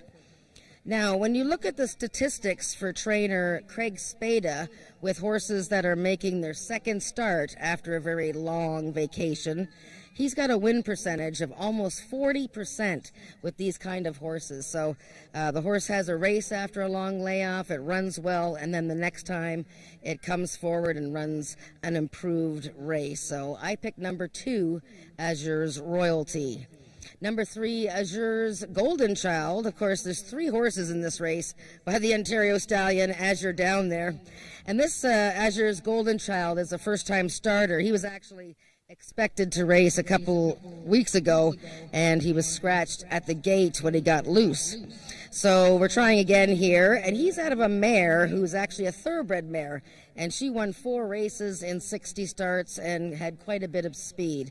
And this is the first-time starter for our leading trainer, Jason Pascoe. I'll give you a little stat, though, about Jason, who does so many things well with his horses. Currently, he's on a streak of 0 for 29 with first-time starters that win their first career races. So he's looking to break that with quite a nice-looking little horse here. That's the 3. And completing the field, number 4, Caraway's Azure Risks. This guy didn't come out of the gate very well first time out, and that can happen. He veered in after the start, ended up finishing 4th, and he was about a length behind Azure's Royalty. So Norman Lloyd D'Souza will try again with Caraway's Azure Risks. And this is a 4-pack that's a little bit tricky to sort out here. But make sure you start handicapping the pick 4. That's races 5, 6, 7, and 8. Pick the winners of all 4 races, and you'll get a nice payoff. So good luck with your picks in race 4, and we'll catch up with the winners afterwards.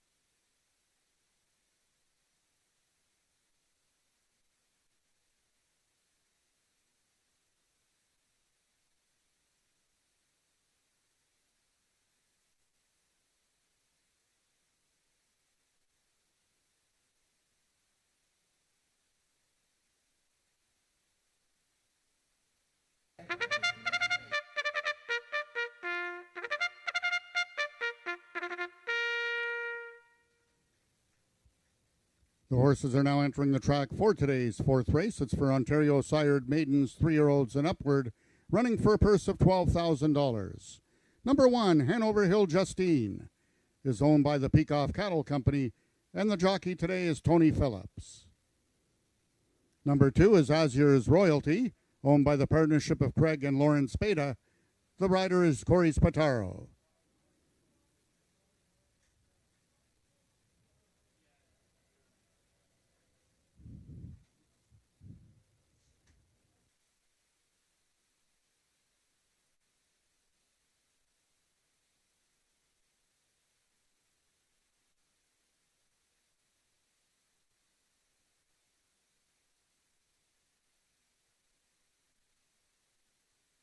Attention, ladies and gentlemen, we have a late Stewart scratch in this upcoming fourth race. Scratch the number 3 horse, Azur's Golden Child. Number 3 is a late Stewart scratch in this upcoming fourth race. If you've wagered on number 3, Azur's Golden Child, win, play, show, exactor, or triactor wager, you will be given a full refund. However, if you have number 3, Azur's Golden Child, in a multiple exotic wager such as the pick 3, you will now inherit the post-time favorite. Late scratch number 3, Azur's Golden Child.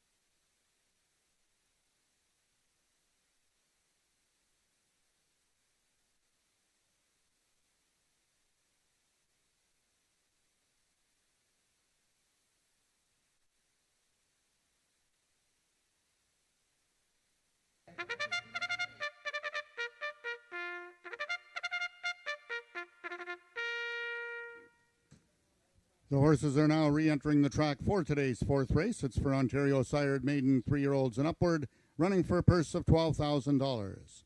Number 1 is the Peacock Cattle Company's Hanover Hill Justine, the mount to Tony Phillips. Number 2 is Azur's Royalty, owned by the partnership of Craig and Lauren Spada, the mount to Corey Spataro. Scratch number 3, Azur's Golden Child.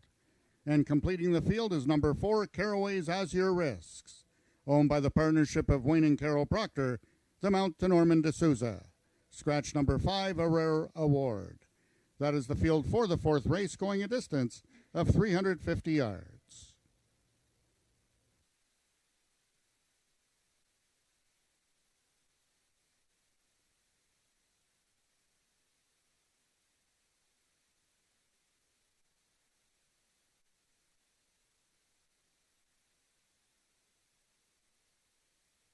So, ladies and gentlemen, due to the late scratch, there will be no show wagering available on this upcoming fourth race. Win, place, exactor, and triactor wagering only. No show wagering in this upcoming fourth race.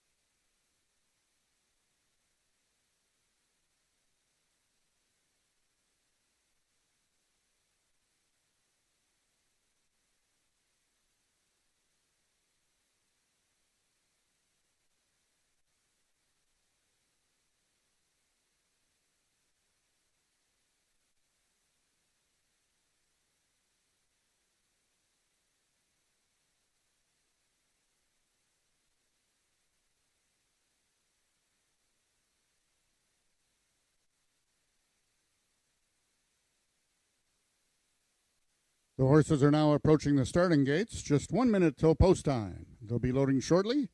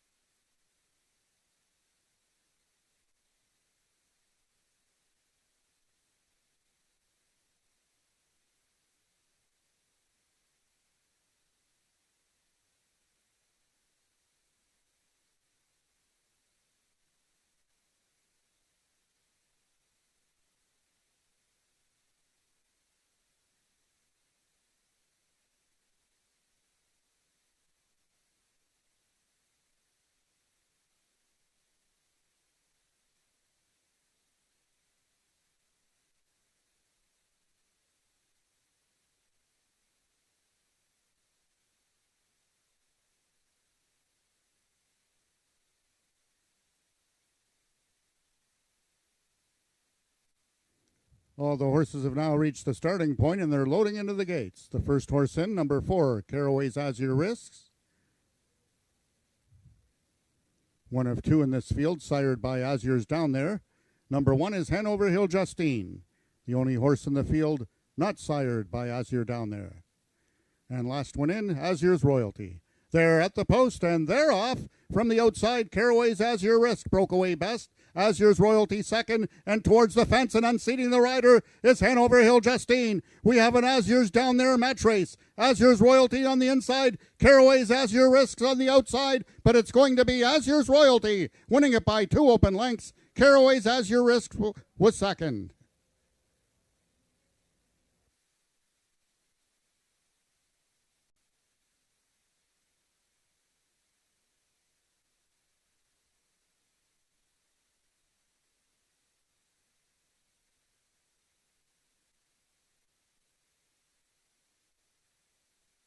Unofficial winner of the 4th race was number 2, Azure's Royalty. Second, number 4, Caraway's Azure Risks.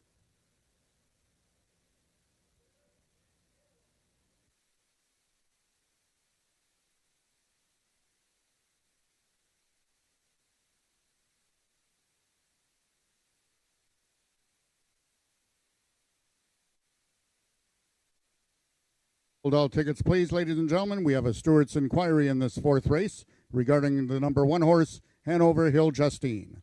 Hold all tickets, please, until the 4th race has been posted official.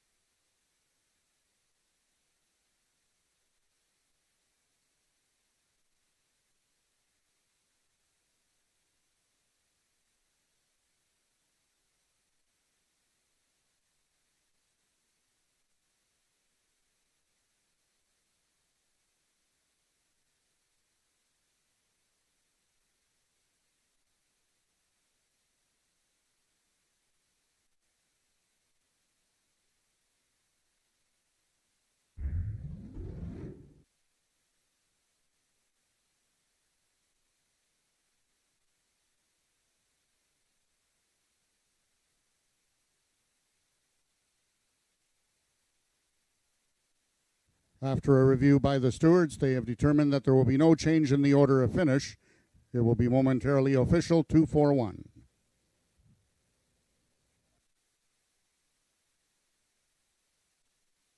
Race 4 is now official. The winner is number 2, Azur's Royalty. 3-year-old Grey Gelding by Azure Down There out of the Thoroughbred Royal Gate by the Thoroughbred Relegate. Foaled in Ontario by Whispering Winds Racing. Azure Royalty is owned by the partnership of Craig and Lauren Spada, trained by Craig Spada, and ridden to victory by jockey Corey Spataro. Azure's Royalty winning the distance with a time of 18.635 seconds, carrying a speed index of 70. Rechecking from top to bottom, order of finish in your program should read DNF 1, Scratch 2, Scratch. Those are the total results of the 4th race. In this upcoming 5th race, the following overweights. Number 1, one of my favorites, 1 pound over. Number 2, Juno I'm Zoomin', 2 pounds over. Number 3, Perry Funny Stephen, 2 pounds over.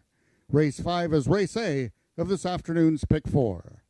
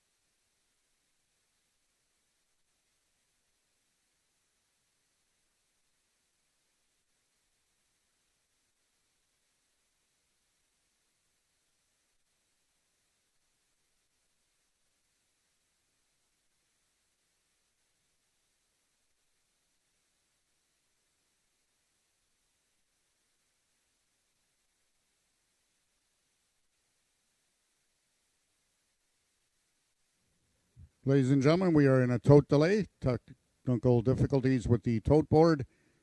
We do apologize for this wait.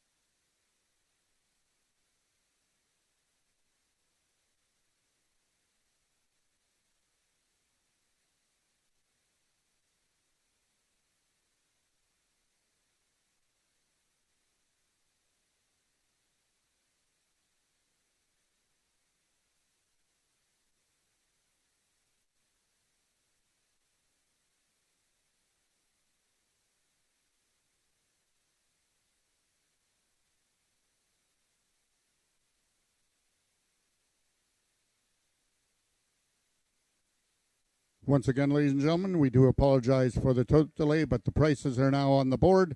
Azur's Royalty returned $4.60 to win, $3 to place. Number 4, Caraway's Azure Risks, $4.70 to place, and the 2-4 Exactor combination returned $14.30. The pick 3 this afternoon for $1 returned $94.05.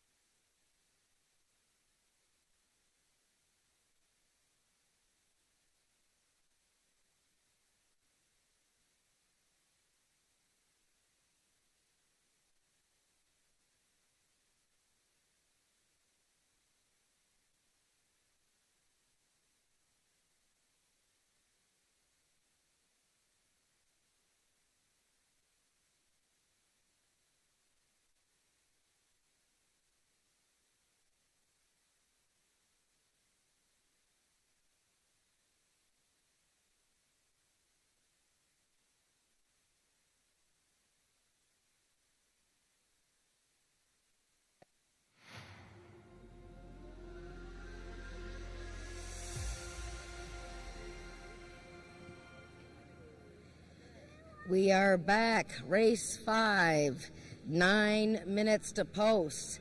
Get your pick 4 wagers sorted out because this race is coming up quick. And speaking of quick, this is going to be a quick race because it's the Gridiron Gallop. 110 yards, 3-year-olds and upwards. And this Gridiron Gallop is for horses that have never actually won at the 110-yard distance. So we have a few horses in here that have tried it. And so we'll see if we can sort out this race and get the pick 4 off to a winning start.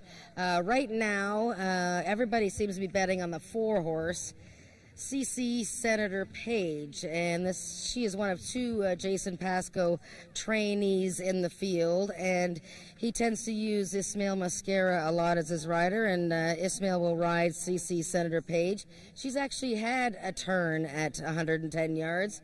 2 starts ago she tried it and finished 4th. Wasn't beaten that far, and she broke really well in the race. Just didn't quite get there for the win. So she's had experience at the 110, and right now the fans are quite in love with her. Now my handicapping partner today, he picked the 7 horse. Bill Talon, he picked Silken Siri, and this is her first try at the distance. At number 7, Silken Siri won her first race of this year at 330 yards, winning easily over Favorite Pearl and Country Fried Chicken, both of whom not only have won since then, but Country Fried Chicken's won a stakes race as well. So Silken Siri coming off a 4th behind a couple of really good ones, Just a Sweet Surprise and Carneros. So I think the 7 horse has got a good chance here. I didn't pick her. I think I sort of overlooked her here, but I would suggest using the 7 in your wagers. The horse I picked is the one of my favorites. This is a mare who is also making her first attempt at the 110 yards and her second race of the season. having finished second by a head in her season opener. I like the way one of my favorites is such a consistently good horse. She's had 11 races in her life, and she's been in the top 3 9 times. So she's very reliable. Even though she's never tried this 110-yard distance, she does come out of the gate pretty quickly most days. And if you look at the stats of trainer Tom Dunlop, who you can see there leading one of my favorites around, he has a very high win percentage, 30%, when his horses are making their second start off of a lengthy layoff like this mare is. A number 2 and number 3 are from the same barn. That's the Joe Taveras barn. Juno, I'm Zoomin', very fast break in her most recent start. Finished 4th behind stakes winner Just Carolina's Award. And number 3, Very Funny Stephen. Very Funny Stephen, his first try at 110 yards and his first start of the year. And notice that he won his first starts of last year and 2019. So he runs very well when he's fresh. So like I said, the pick 4 starts in this race. Try to pick the winners of the next 4 races. The base bet is just 20 cents. You can stand to win a good payoff if you get all 4 winners. So good luck. Race 5, come up to the railing because the starting gate is right over here.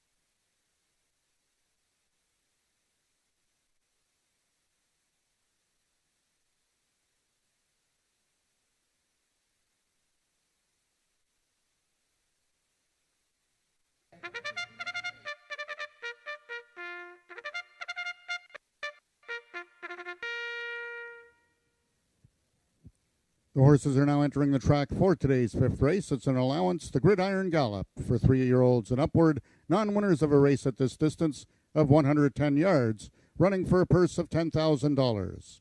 Number 1, one of my favorites, owned by Rick Crispy and ridden by Ramiro Sanchez Castillo. Number 2 is Juno, I'm Zoomin', owned by Christine Tavares and ridden today by jockey Corey Spataro. Number 3 is Perry Funny Stephen, owned by Christine Tavares and ridden today by jockey Brian Bell. Number 4 is CC Senator Page, owned by Emily Obu ridden today by jockey Ismael Mosquera. Number 5 is AJ Chicken 15, owned by Milena Fitchin, and ridden today by jockey Cassandra Jeske. Number 6, KK Blue Cartel, owned by the partnership of Craig Spada and Doug Hart, Helen Vanek in the irons. And number 7 is Silken Siri, owned by the partnership of Eric and Joyce Lettinen, and ridden by Tony Phillips. That is your field for the 5th race, going a distance of 110 yards.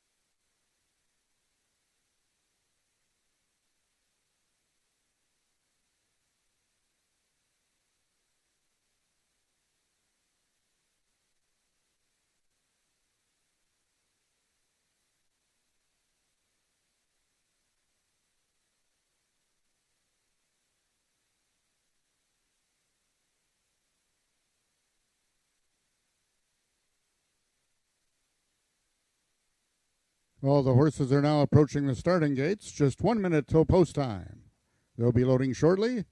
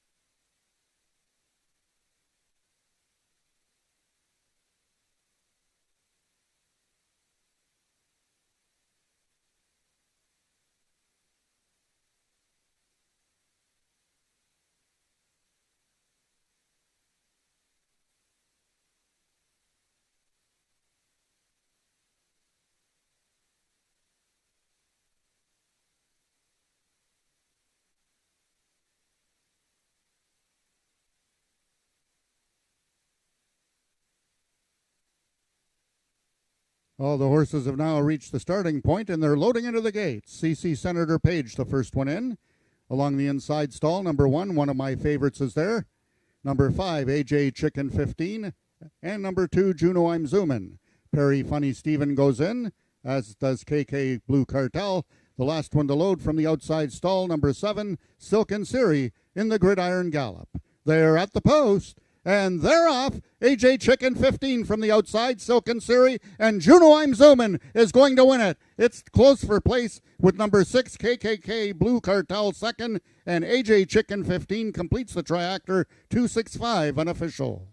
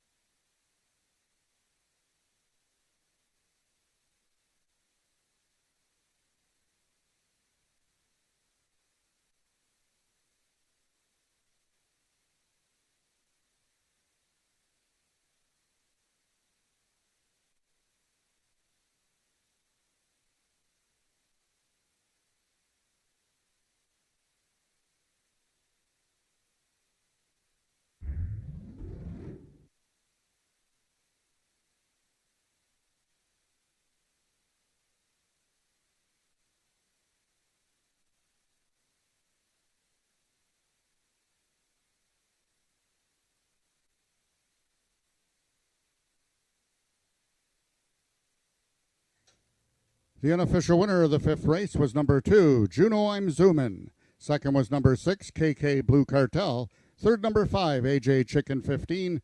And fourth, number 7, Silk and Siri.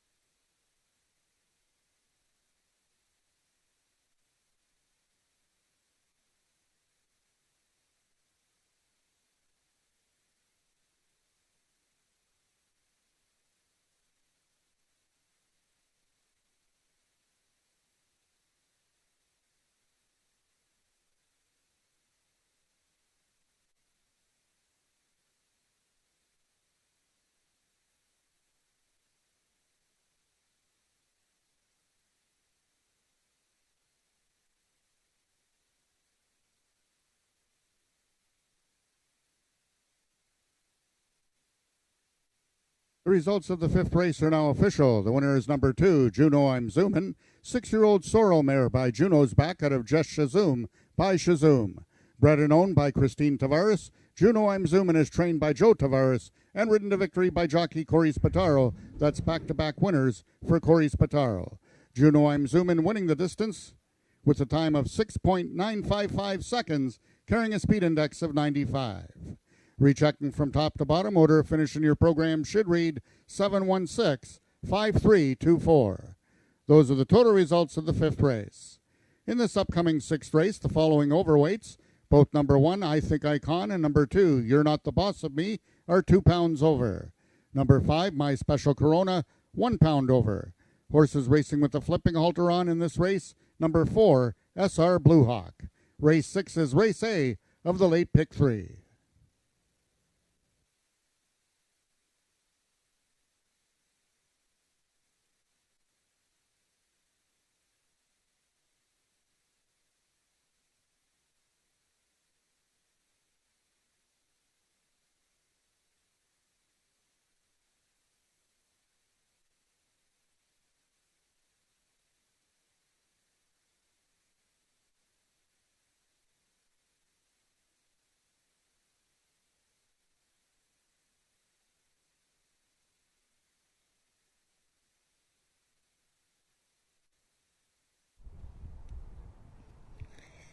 The Gridiron Gallop today for horses that had never won at the 110-yard distance. was won by Juno I'm Zoomin for Christine Tavares, owner and breeder of the 6-year-old mare.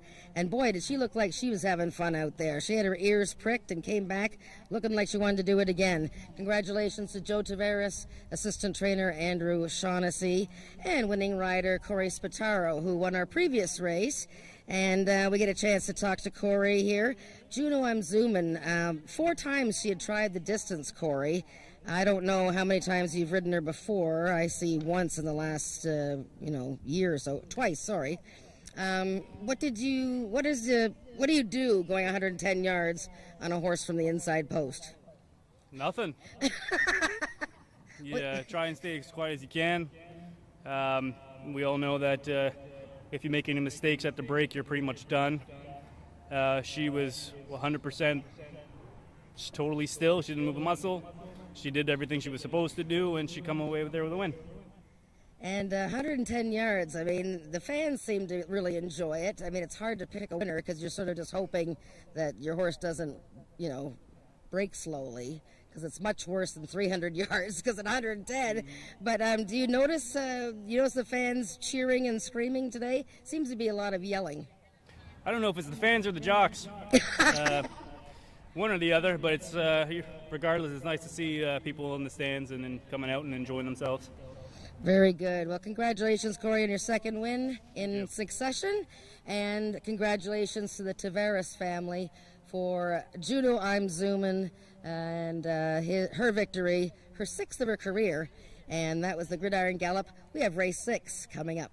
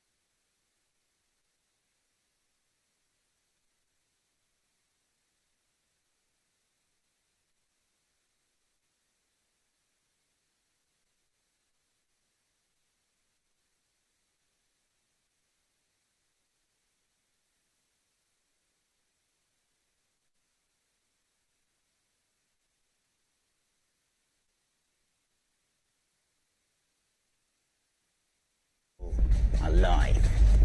Horse racing, very thrilling. Horse racing, the speed, be as one with the animal, nothing on earth, on the planet like it. Back in the summer of '69, AjaxDowns opened its doors. It all started when the Peacock family, already big into horse racing, felt a racetrack was the perfect recreational use of their property, especially since Sunday activities in the area were limited. Many remember Peacock Downs and its old J track. The track was J-shaped and uniquely curved to the right, the opposite way of the other North American tracks. They trained all the horses to turn right, not left, to avoid the highway, and it worked this way for 30 years. In 2009, Peacock Downs became Ajax Downs, and a state-of-the-art 6-furlong oval racetrack was constructed. With about half a century of established horse racing history, AjaxDowns offers world-class racing with horse speeds of 45 miles an hour. It offers slots, dining, and live entertainment, and is still the best activity to take part in on a Sunday afternoon.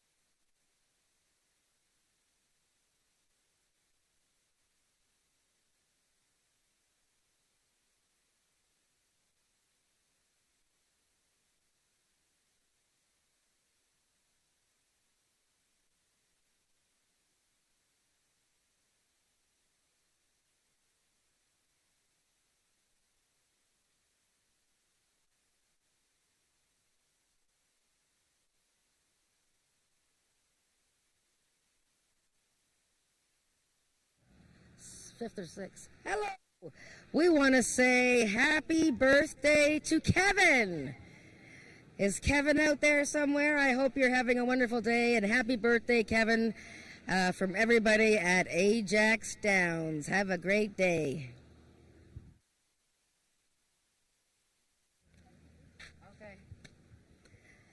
And don't forget, if you haven't yet bought a program, go and buy a program, because you'll get a free t-shirt for the Ontario Sires Stakes today. And of course, today's feature race is the 8th, the Ontario Sires Stakes Maturity. So with a purchase of one program, you can get a t-shirt. They're in large or extra large. Today's color is blue, and then we have another t-shirt giveaway September 13th and October 25th.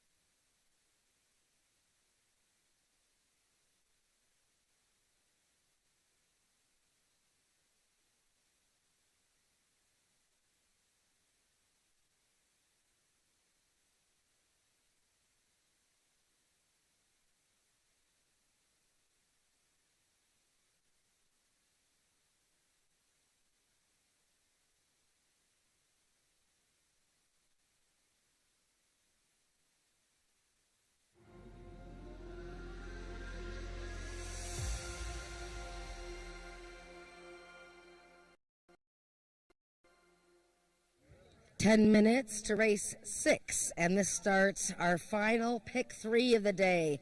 So if you pick the winners of races 6, 7, and 8, you can get a nice payoff. So get studying your horses here. We're going to start with race 6, and this is a speed index race.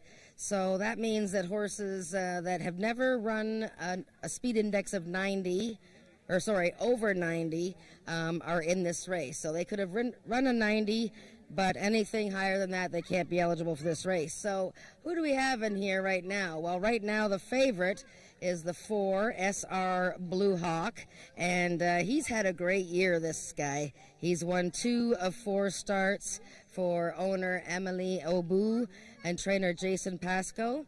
And jockey Ismail Mascara really gets along well with him, with 2 wins on him. And, he just won a non-winners of 3 lifetime race, defeating horses like one of my favorites in KK Blue Cartel. And before that, he finished second by a neck to stakes winner Hanover Hill Chelsea, who's in this race, and that's who I picked, is the number 3 horse, Hanover Hill Chelsea. And Tony Phillips will ride her, and he rode her actually in June and won on her, and she's since come back to win again. In fact, Hanover Hill Chelsea's won 6 races in 15 of her career starts, and she was a stakes winner last season, so she is just a wonderful filly, and it's a bit of a rubber match between Hanover Hill Chelsea and SR Blue Hawk here, the numbers 3 and 4. We'll also take a look at the number 6, Get on the Bus, Gus. And this is Helen Van Eyck's riding this horse for the Carol McIntyre barn. And she was not far behind Hanover Hill Chelsea and Senior Blue Hawk in their last meeting. And that was his first start of the year. So I expect big improvement from Gus today. That's number 6, Get on the Bus, Gus. You can see there, he's feeling pretty good. Also, number 5, My Special Corona, won her maiden last time, their first win of her life, and it was in her 13th career race, and she defeated some winners in that race and ran an 88 speed index, which was absolutely a huge number for her. So can she run it right back now that she's meeting winners? And she's a winner herself? Well, we'll find out very soon. But that was her 4th race of the year, and she showed a lot of grit winning that day. There she is, My Special Corona. And 2 horses on the inside from the Joe Tavares barn. The very speedy gray mare, I Think Icon, who is making her 2nd start of the year. And the 2 horse, You're Not the Boss of Me, who's making his first start since 2019. And back then he had a really good record of 4 top 3 placings and 7 starts. So we're coming up to the big race, race 8. As you can see, one of the prizes is this fly sheet for the winner of the Ontario Sire Stakes Maturity. For now, we got race 6. The late pick 3 starts here. So get your wagers in, and we'll see you right after the race.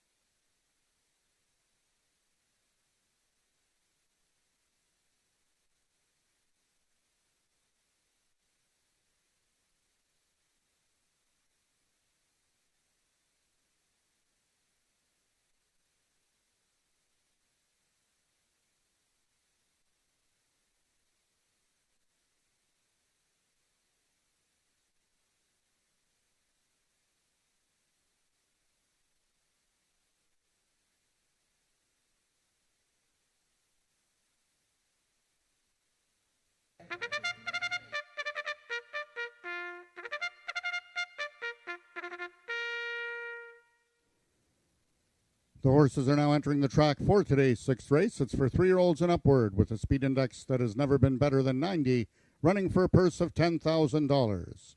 Number 1, I Think I Con, owned by Christine Tavares and ridden by Brian Bell. Number 2 is You're Not the Boss of Me, owned by Christine Tavares, the mount to Corey Spataro. Number 3 is the Peacock Cattle Company's Hanover Hill Chelsea, ridden today by jockey Tony Phillips.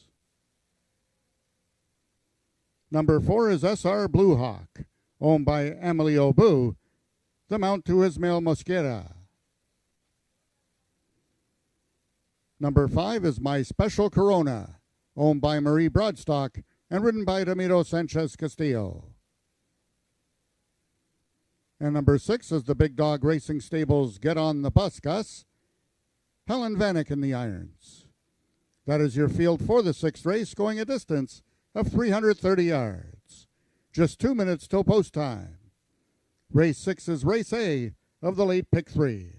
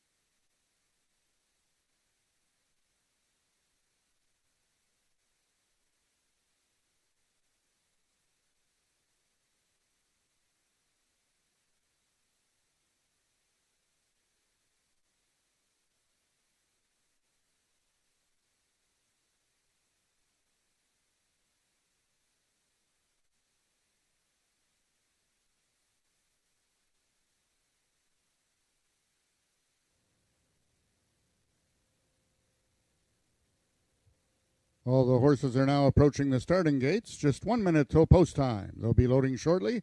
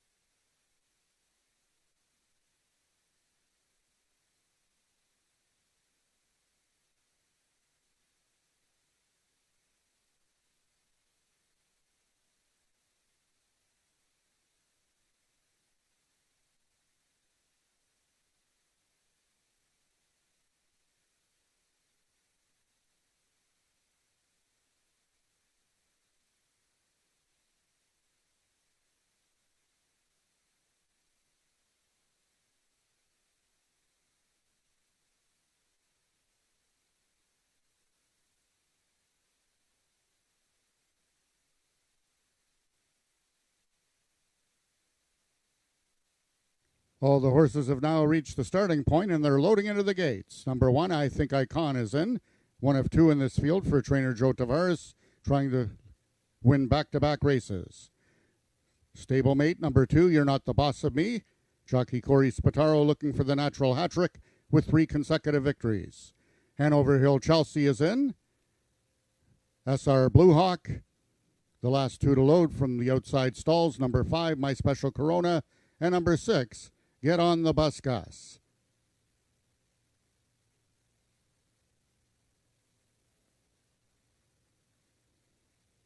They're at the post.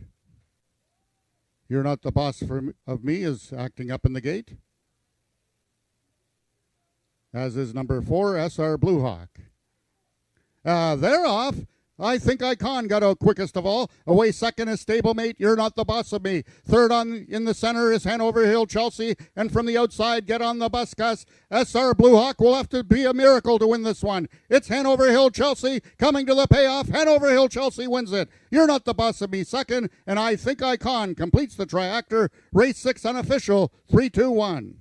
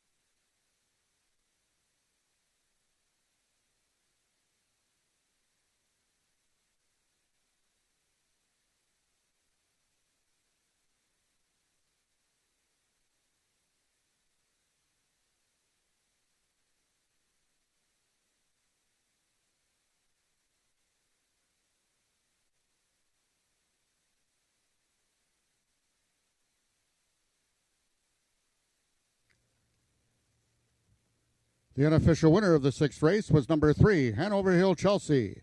Second was number 2, You're Not the Boss of Me. Third, number 1, I Think Icon. And fourth, number 6, Get on the Bus Gus.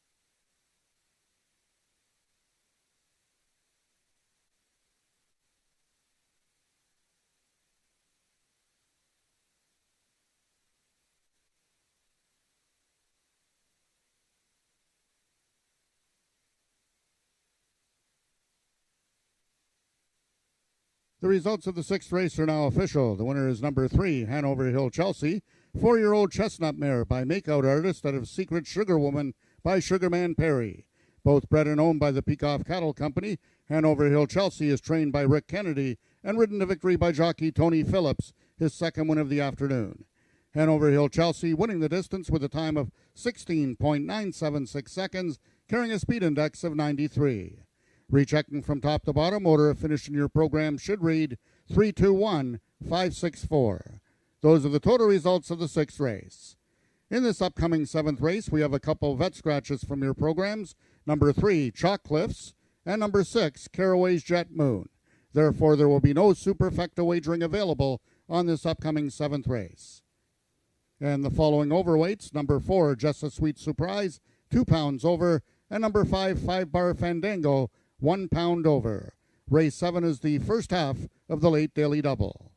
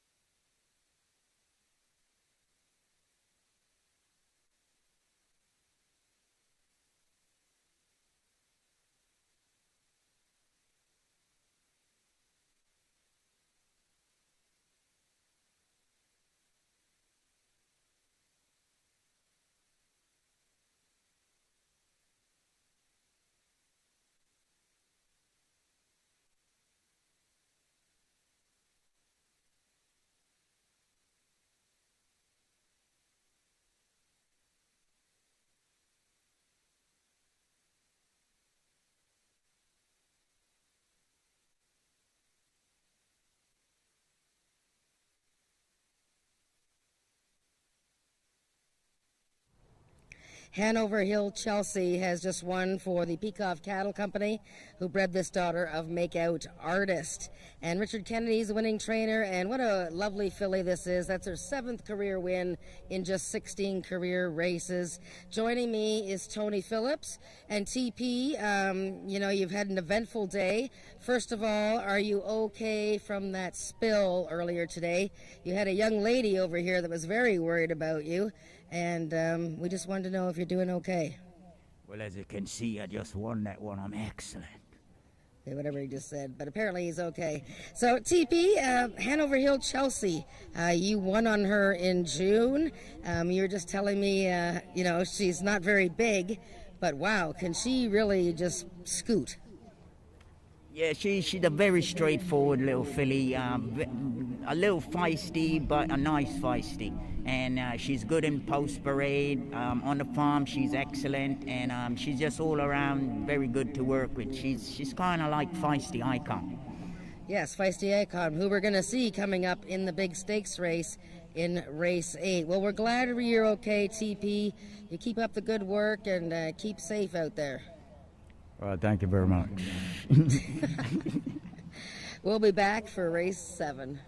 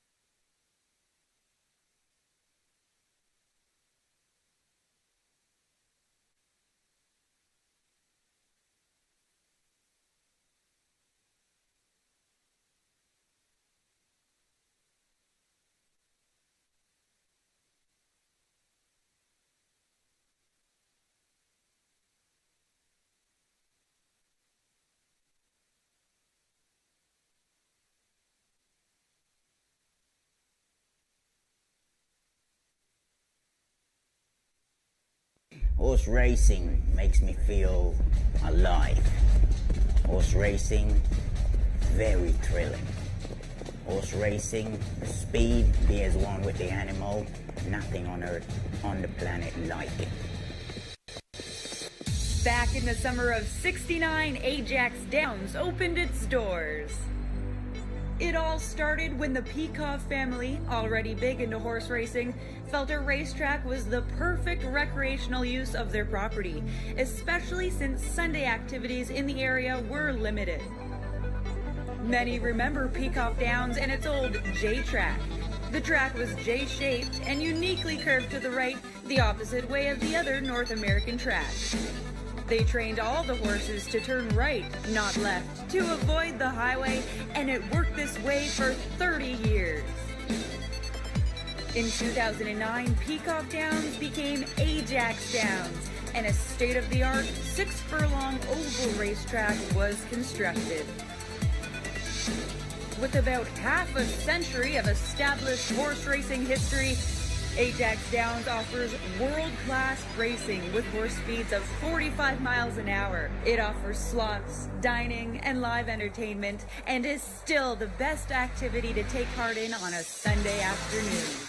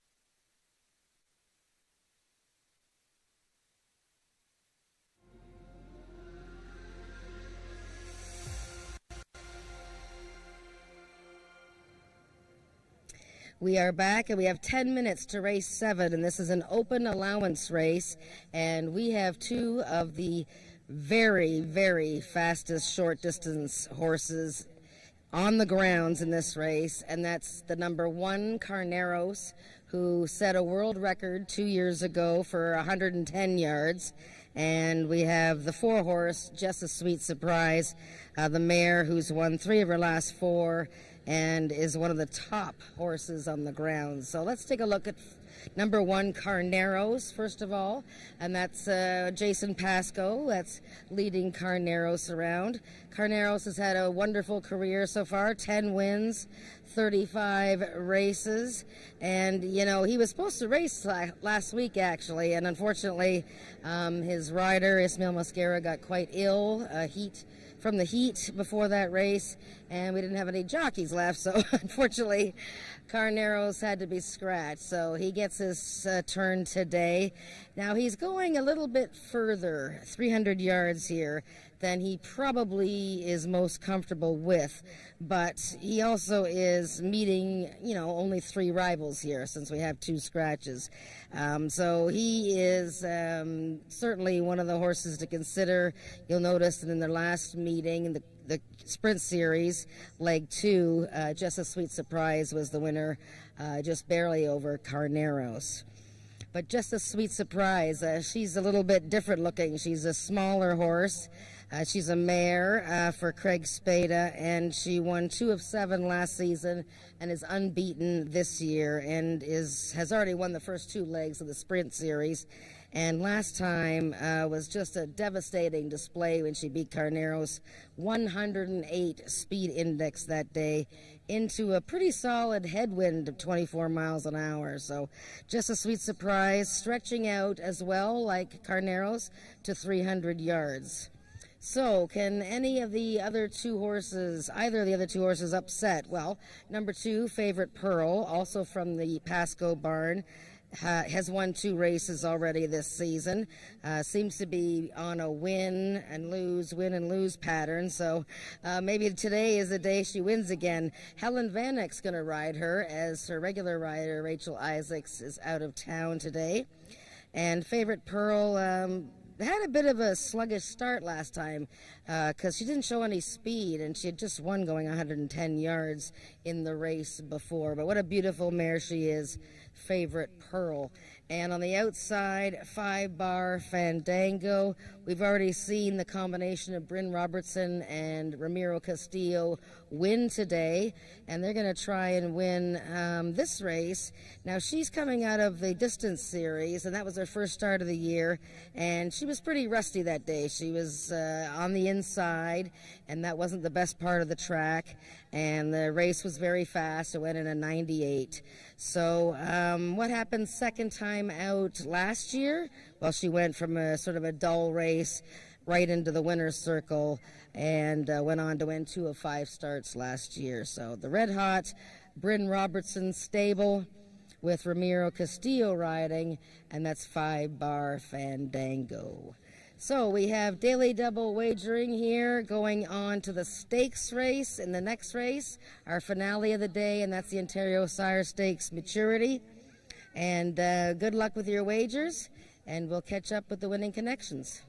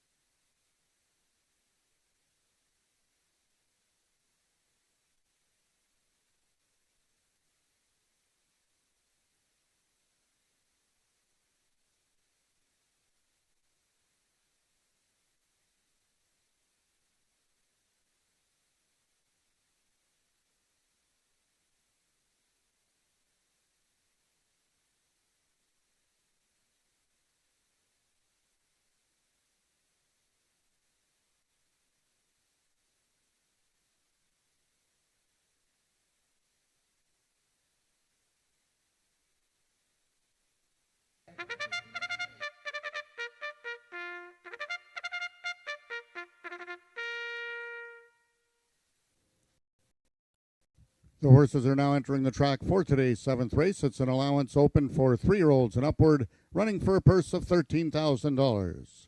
Number 1, Carneros, owned by Milena Fitchin and ridden by Ismael Mosquera. Number 2, Favor Pearl, also owned by Milena Fitchin and ridden by Helen Vanek. Scratch number 3, Chalkcliffs. Number 4 is Just a Sweet Surprise, owned by Craig Spada and ridden by Corey Spataro. And completing the field, number 5 is 5 Bar Fandango, owned by the partnership of Carol and Jamie Robertson and ridden by Ramiro Sanchez Castillo. 6 Caraway's Jet Moon has been scratched.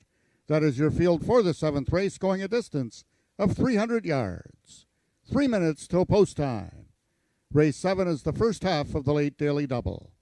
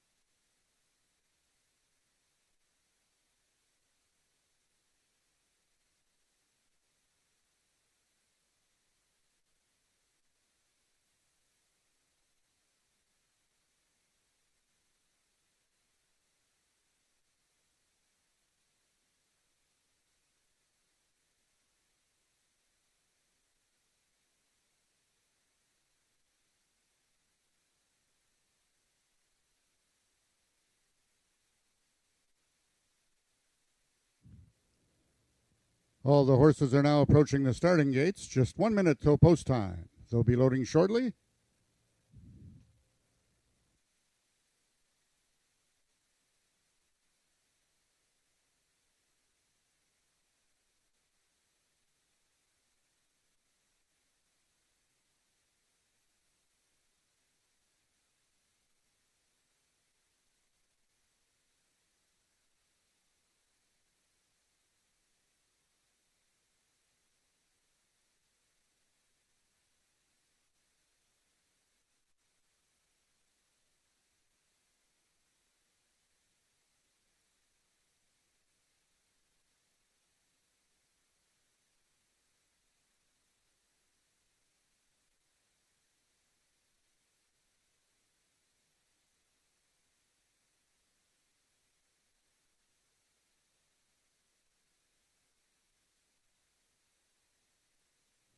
All the horses have now reached the starting point. It's post time.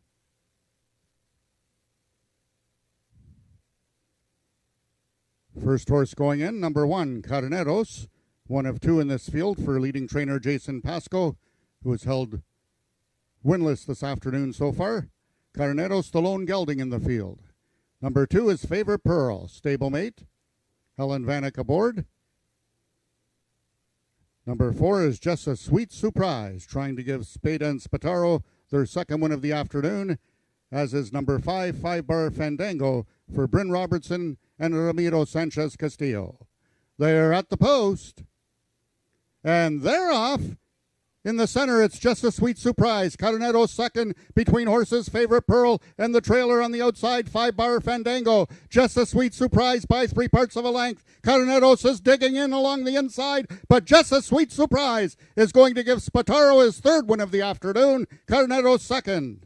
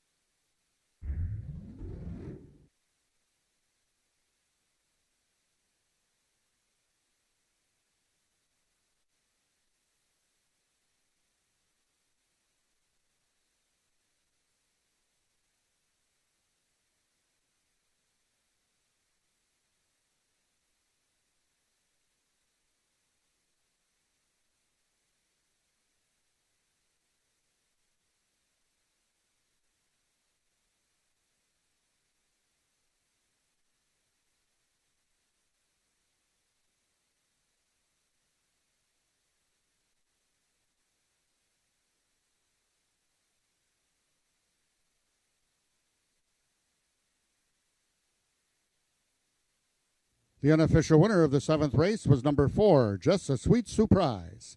Second, number 1, Carneros. Third, number 5, 5-bar Fandango. And fourth, number 2, Favorite Pearl.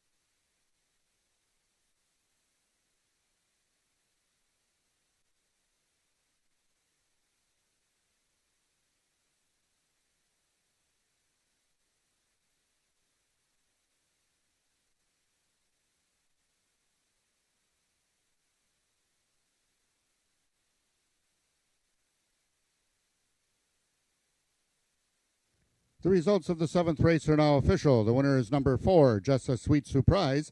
5-year-old Baymare by Sweet First Down out of Just Curl, My Prize, by Spit Curl Jess. Foaled in Iowa by Patty Marshall and Aaron Goings. Just a Sweet Surprise is owned and trained by Craig Spada, his second winner of the afternoon, and ridden to victory by jockey Corey Spataro, his third winner of the afternoon. Just a Sweet Surprise remains undefeated in 2021, winning her third consecutive victory. Just a Sweet Surprise winning the distance with a time of 15.328 seconds, carrying a speed index of 97.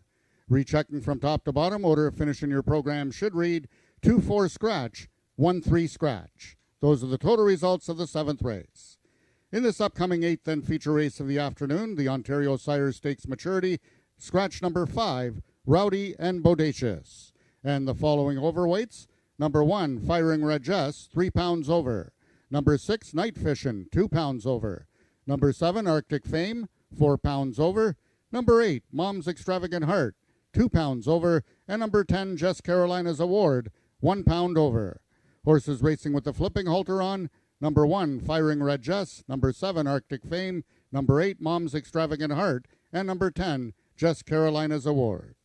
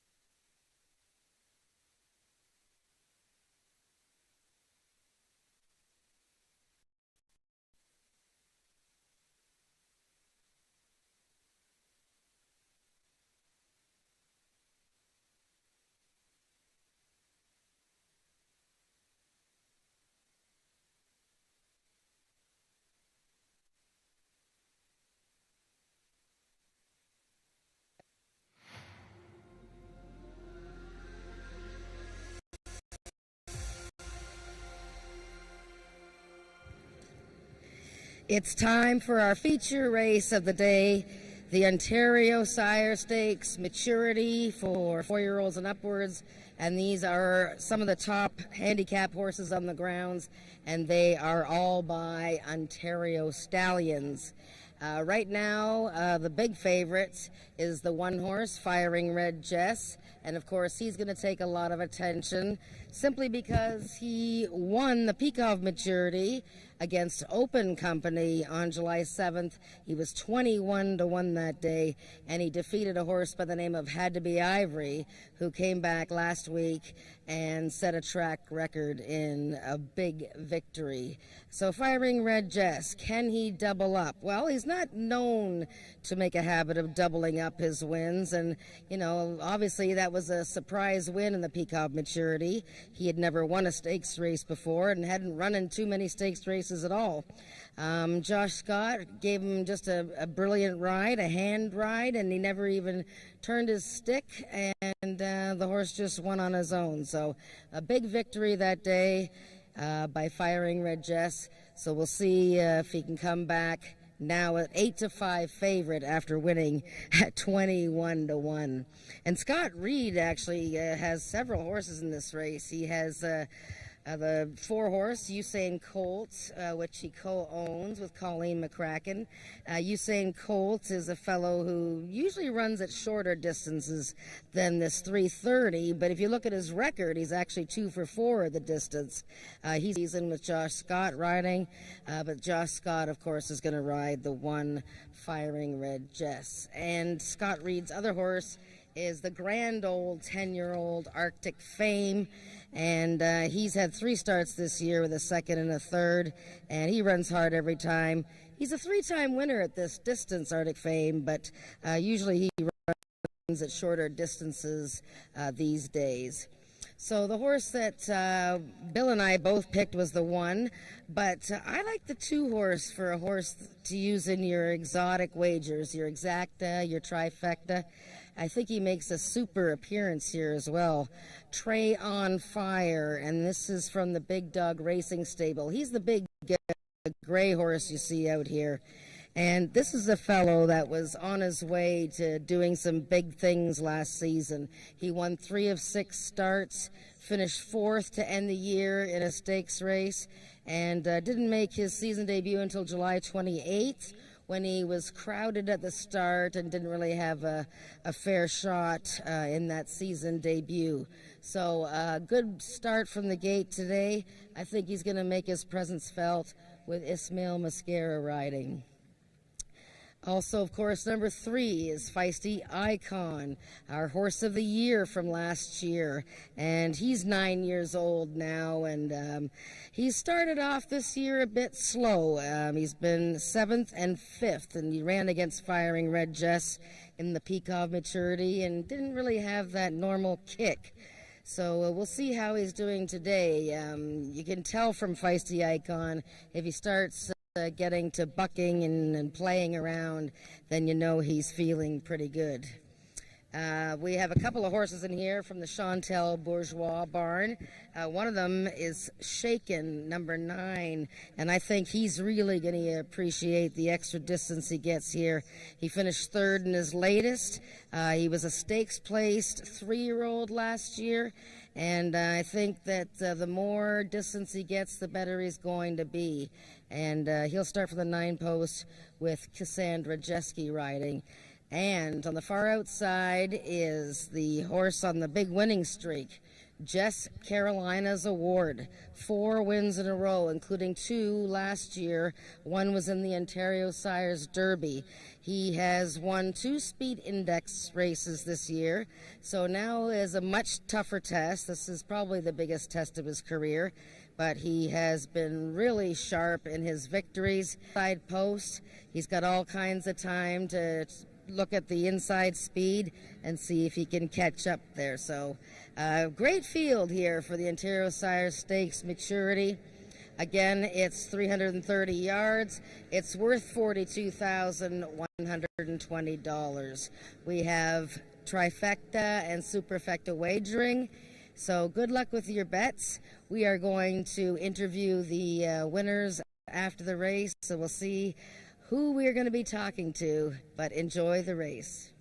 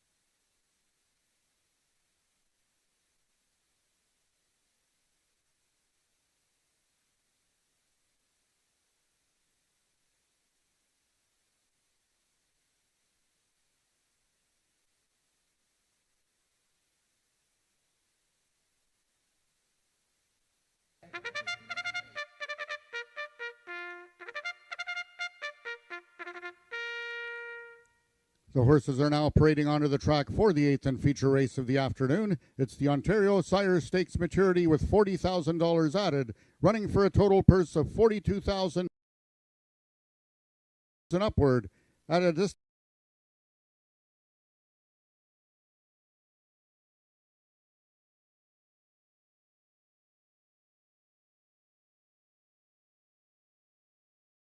Racing Stables Trey on Fire, trained by Carol McIntyre and ridden today by jockey Ismael Mosquera. Number 3 is Rick Kennedy's Feisty Icon, the mount to Tony Phillips. Number 4, Usain Colt, owned by the partnership of Colleen McCracken and Scott Reed, trained by Scott Reed, and has the services of jockey Helen Vanek. Scratch number 5, Rowdy and Bodacious. Number 6 is Night Fishin', owned by Mary Scran Giles and ridden by Corey Spataro. Number 7 is Arctic Fame, owned by George Coleman, trained by Scott Reed, and ridden by jockey Carly Furlonger. Number 8 is Mom's Extravagant Heart, owned and trained by Chantal Bourgeois, and ridden today by jockey Brian Bell. Number 9 is Shaken, also owned and trained by Chantal Bourgeois, and ridden by Cassandra Jeski. And completing the field is number 10, Just Carolina's Award, owned by Rick Crispy, trained by Tom Dunlap, and ridden by jockey Ramiro Sanchez Castillo. That is your field for the 8th race, going a distance of 330 yards. 3 minutes till post time.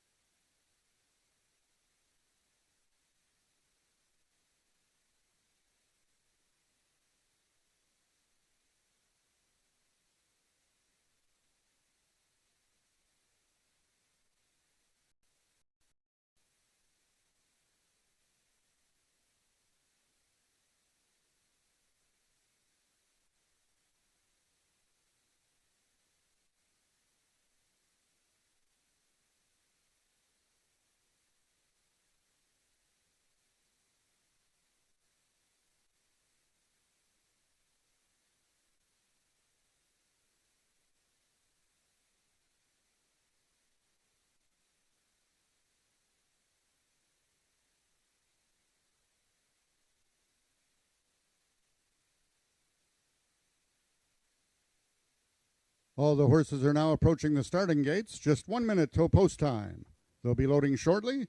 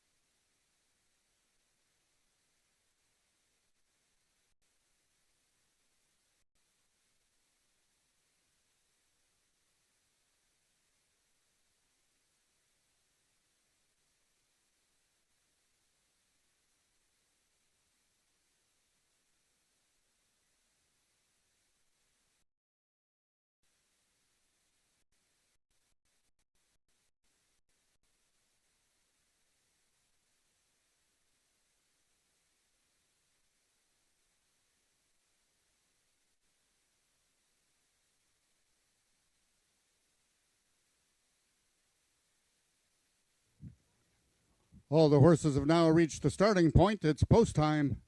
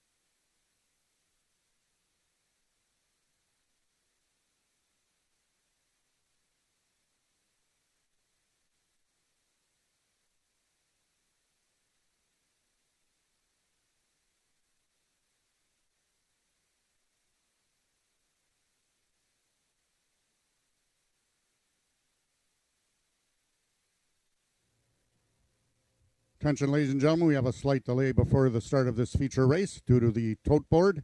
We have a tote delay.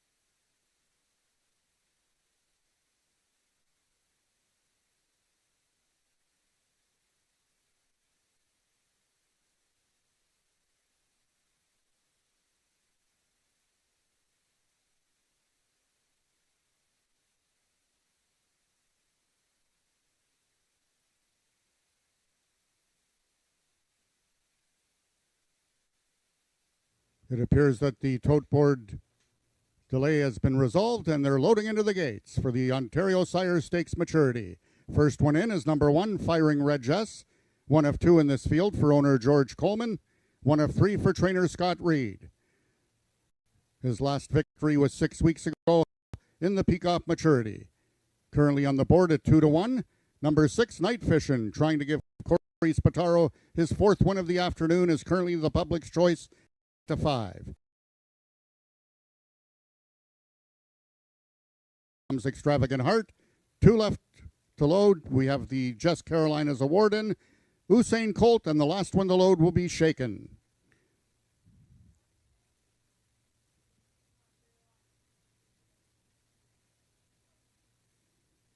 They're at the post. And they're off. Out quickly in the center was Feisty Icon. Away second is Night Fishin'. And from the extreme outside is Jess Carolina's Award. Here comes Firing Red Jess. Firing.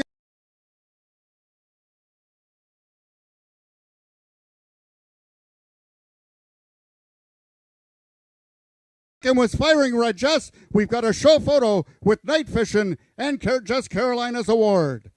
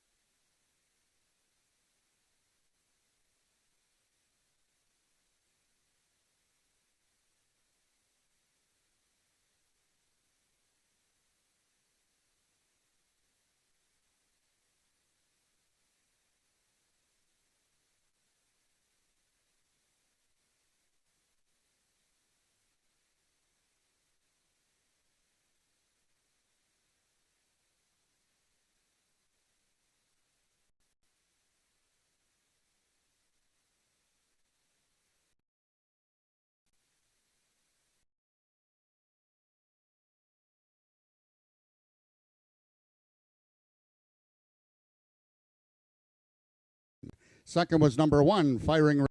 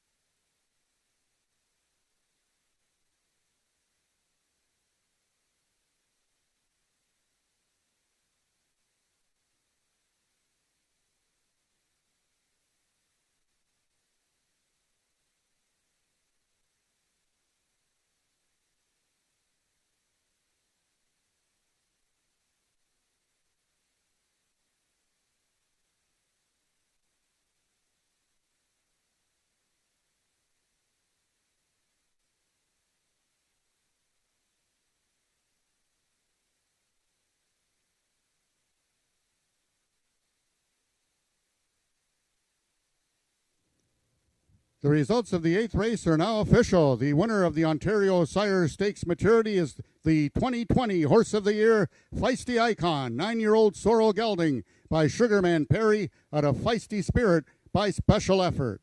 Foaled in Ontario by the Peacock Cattle Company, Feisty Icon is owned and trained by Rick Kennedy, his second winner of the afternoon, and ridden to victory by jockey Tony Phillips, his third winner on the card. Feisty Icon winning the distance with a time of 16.733 seconds, carrying a speed index of 101.